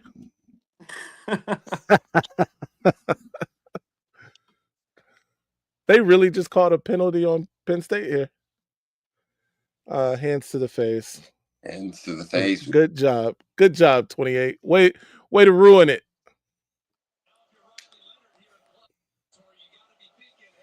Notre Dame getting closer and closer to the field goal range here.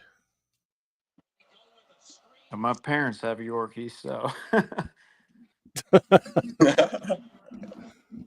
I mean, it's okay for older people to have small dogs. I feel like that better suits their lifestyle. Exactly. Yeah. I love dogs. I love cats. I love animals. I wanted to be a vet when I was a kid. Yeah. Just saying stupid stuff just for conversation, but yeah, no. I like all animals too. I'm a fan of animals. I've been. I forget the name of these cards, but when I was a kid, there was like a whole little. It came like in a box, and they had cards and the bios of all these animals and their habitats and what they like to eat and all of this stuff. And I was a big animal nerd back then. don't lie, you were a dinosaur. You were a dinosaur nerd when you were a kid. Oh, I think everybody in the 90s was a dinosaur nerd too. No, they weren't. You didn't like dinosaurs? Yeah, I did. I'm saying that not everybody was that way. Oh, that's fair. And everybody loved that with the, Power Rangers, the dinosaurs. Power Rangers. The Power Rangers were Rangers. awesome, bro. Power Rangers are dope, Maybe man. Dino Riders. Megazords. Power Rangers. The Power Third and Rangers were 5. excellent. Third and 5. 59 seconds. We're talking This about is Power a big Rangers. third down. This is the biggest third down of the game right here. 3rd and 5, 59 seconds. 24-24. Currently outside of field goal range. Biggest play of the game.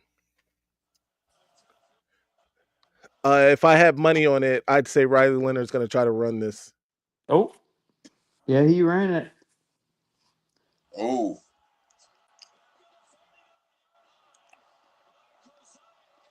Wow. Sacked.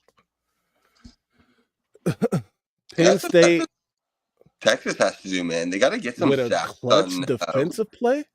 That's a You gotta get some sacks long on Will field Howard. goal. 45. What is it?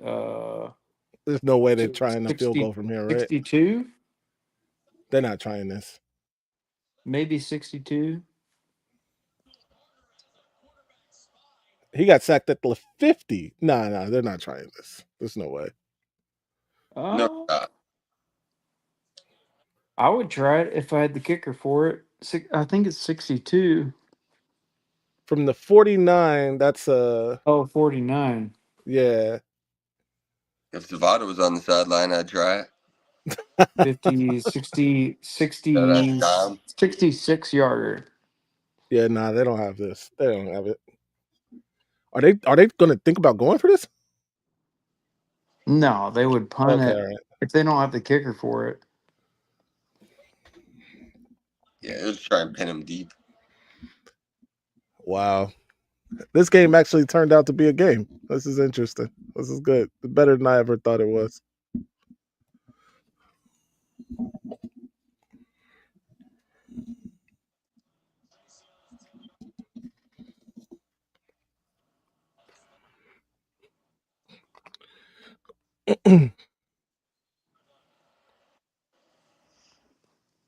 Looks like OT, boys.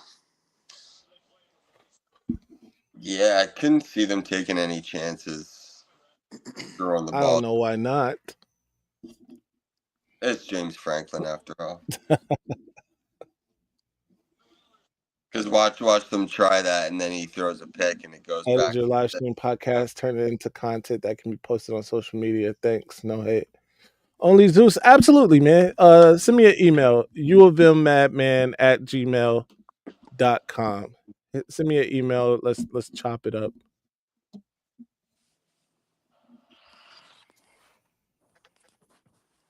Ooh.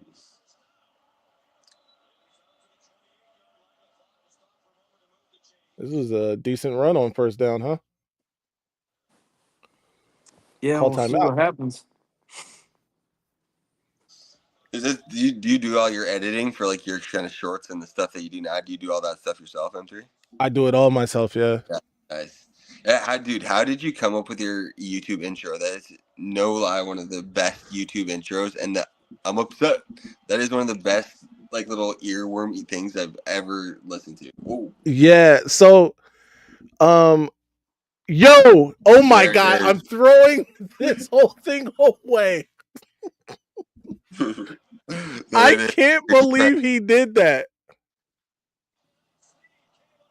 Fire James Franklin. Fire James Franklin. Fire James Franklin. I'm sorry. I'm going to get to that in just a second. I can't believe this, though. This right here is... That's going to be a kick. That's going to be a field goal. This is uncanny here. This is...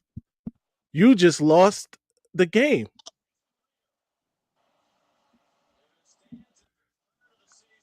That... Drew Aller just threw an interception at about the 40-yard line. Locker stuffer. Only Zeus. I'm gonna put it in the chat here. It's U of M Madman, but I'll put it here for you. So right now it's a 56-yard field goal. I just finished saying I couldn't see them trying to throw the ball or do something stupid like that, and he does it. Wow, bro. So See, next, it's on the 39. So 10 yards for the end zone, 7 yards for or 5 yard 7 yards for the hold. So it's Wow. 17 yards added on to the end zone. So they're on the 39. That's a 56-yard field goal from 56. here. Okay. Are they trying to say he didn't catch this? He caught it. Yeah, that's a catch. Drew Aller with the biggest bonehead play of the playoffs, probably.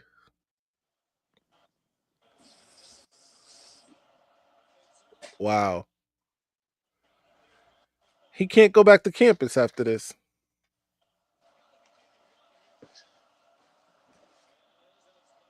All right. They So just it looked. took it. Wow.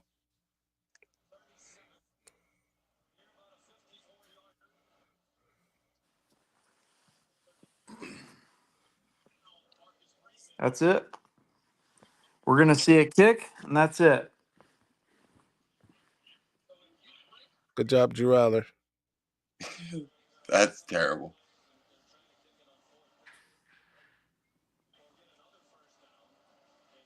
That's amazing. All right. Well, they can't. They can't. So They can't what? they need a first down, or they can't run the clock out. So they're probably going to try to run the clock out anyway, and then they're just going to go for the kick. So both teams have 2 timeouts. They Look at this should Penn State, man. what they should do. Ooh, yeah, they're going to want to try to get the first down here. High Okay. snap. So was that the 34? So Yeah. what was James Franklin's record if they lose this game here? What was his record against 34. top 5 teams? Like what? 0-7, Oh, it's gonna be. Yeah, it's pretty bad. dude. It's right now it's a 57-yard field goal. Hmm. So they want this first down. They have 1 timeout. They should do an out or a crossing route. Or they can do a quarterback draw and then do the timeout. But they need to. They have enough time to throw a crossing route in the middle of the field. But after what Drew Aller just did, maybe you don't want to put the ball in the air at all. That's fair. Damn, man. Wow.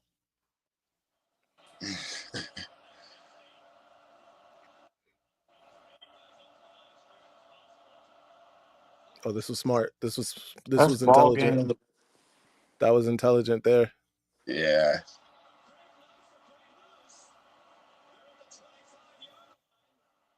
They want to get back in the middle of the field.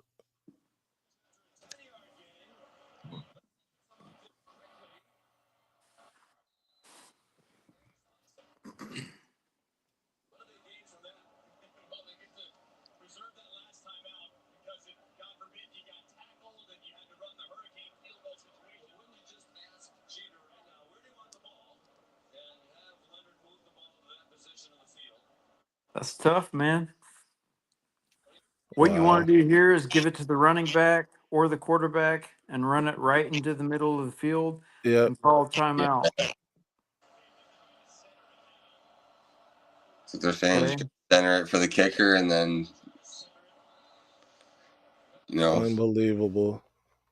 hope he doesn't got that Jaden Fielding in. How much money you lose? It wasn't much. I didn't put much on it because at the time I made the bet, they were like plus 110. I took that and the over on the points,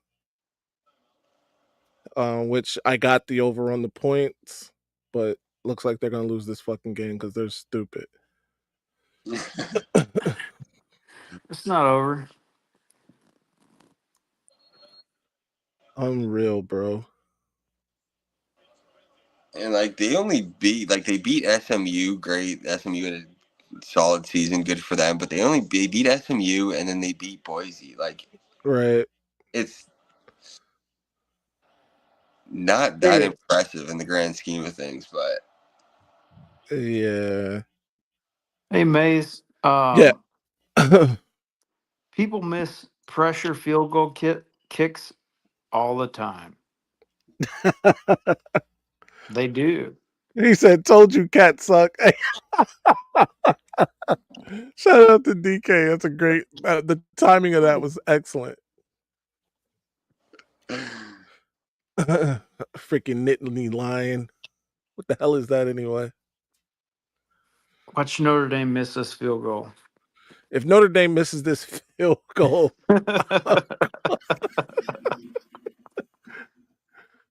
oh man! If ever Penn State needed a block, No, stop. This isn't Lamar Arrington. Like, just let's just stop. Abdul Carter, No, do your thing. just the guy needs to miss it. Penn State's not going to block it. Why didn't Freeman? Freeman needs to go out and have a personal conversation with this guy in the middle of the field. they pull the start. Oh, oh, Oh man! I don't have a lung. 41 yards. Let's see. I'm, well,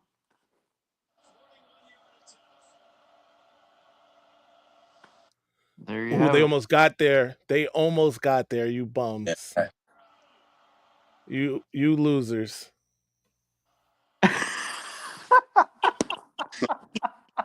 Look at James Franklin's face. I want to screenshot that face. James Franklin knows he's a loser. I'm a loser. That's what he's thinking to himself right now.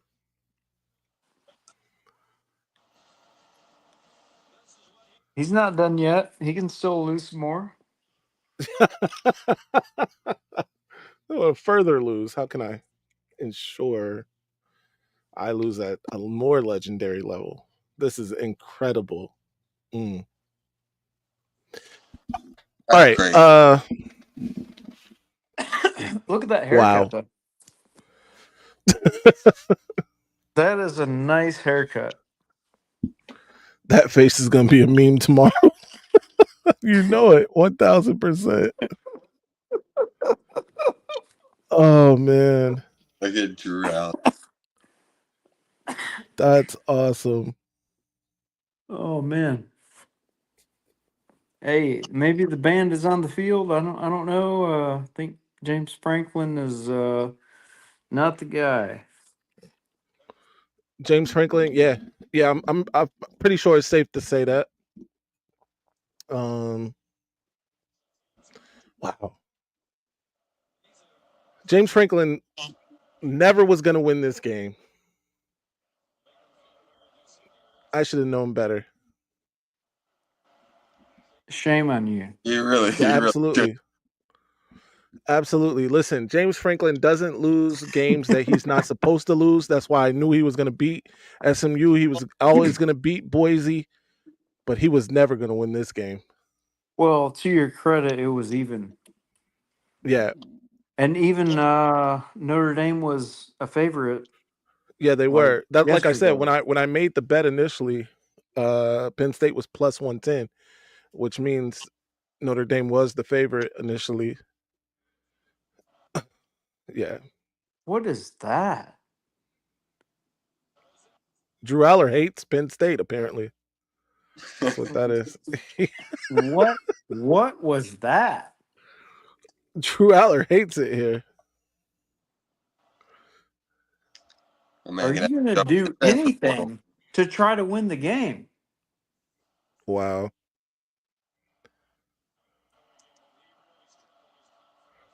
Okay. Okay. Yeah. Yeah. Yes. That's a good ball. Oh, What in the world? it's over. And Drew Aller can't even make that throw. God. All right. Well, Notre Dame beats Penn State in the Orange Bowl 27-24. James Franklin stuffed in a locker once again by a good football team. Jack Sawyer's tier already has the James Franklin face. He's already got it. Let's go. Nice. That's excellent, man. The internet is so fast. But yeah, to answer your question, Taves, I I I love like music. I'm a big like hip hop music fan and stuff like that. So a bunch of like the things that you see early on, um, or in the channel period, like that music, for instance, is the instrumental music for a Lupe Fiasco song, Okay. Emperor's soundtrack. Um, which, you know, if you follow me on Instagram, I posted that. But anyway, so that's where that music comes from, and then that voice is just me and the things that I like to say, just the popular things that I say, you know, on the channel. I just put that together. The video, actually, Ryan from week 0 actually put the video together, right? That intro of JJ and all those guys, Ryan did that. Oh, nice. Yep. And then everything else I did, right? The I'm upset, all the text that you see on it, all that's me, but the actual video Ryan did. But yeah, man, and then the idea for I'm upset, right? The Maize Madman, all of this came from when I first started the channel. My idea, because I was so frustrated with Michigan and Michigan recruiting back in 2021, and then they start winning, so I had to pivot, right? Yeah. And I just kept the branding of Maize Madman and all of that. But yeah, so even the I'm upset, that comes from a Drake record. I don't know if you're a Canadian, Oh, that's funny. yeah. Big But Drake yeah, song. he's Yeah. got the record where he's like, I'm upset, Yes. Tell 'em why you 50,000 mad, on son. my Tell 'em head why is you mad. disrespect. Yeah. So that's a Drake thing. The I'm gonna tell him why I'm mad thing, that comes from a Biggie skit. I don't know if you guys heard Yeah, that thing that plays at the that's end. what it is. Yep, it's a Mad Rapper. Mad Rapper was a skit they used. It was kind of taking shots at Tupac and Death Row. They had a mad producer and all of that too. So that's the history behind that. But anyway, it's that comes from a Biggie skit, and then I just kind of just meshed all of that together to, get what I have here. Gotcha. Yeah. Just wondering if the I'm upset had a relation to the Drake track there. Yeah. So. You know what's funny is I used to just say that, so I would be playing like Call of Duty, right, and somebody would shoot me or whatever, I die, and I'd be like, I'm upset. I would just say it like randomly, like in Oh, the man. chats and stuff, right? Where are you dying? Yeah, so that's where that comes from. Oh man, I like it. Yeah, ladies and gentlemen, thank you all for rocking out with me for this live. Taves the Cane, always a pleasure to have you on. By the way, maybe I should wait around for a minute, because I'm sure Ryan, Dallas fan, they're not doing anything. They can hop on.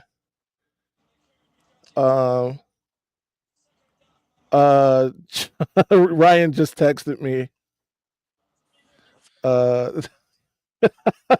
He said he was pacing. His heart couldn't handle the game. That's the thing. After that one pass interference call, I knew he was probably throwing stuff across the room, boy. Great time. But yeah. Congrats to him, though. Yeah, man, that was a good win for Penn State. I mean, look at me. A good win for Notre Dame.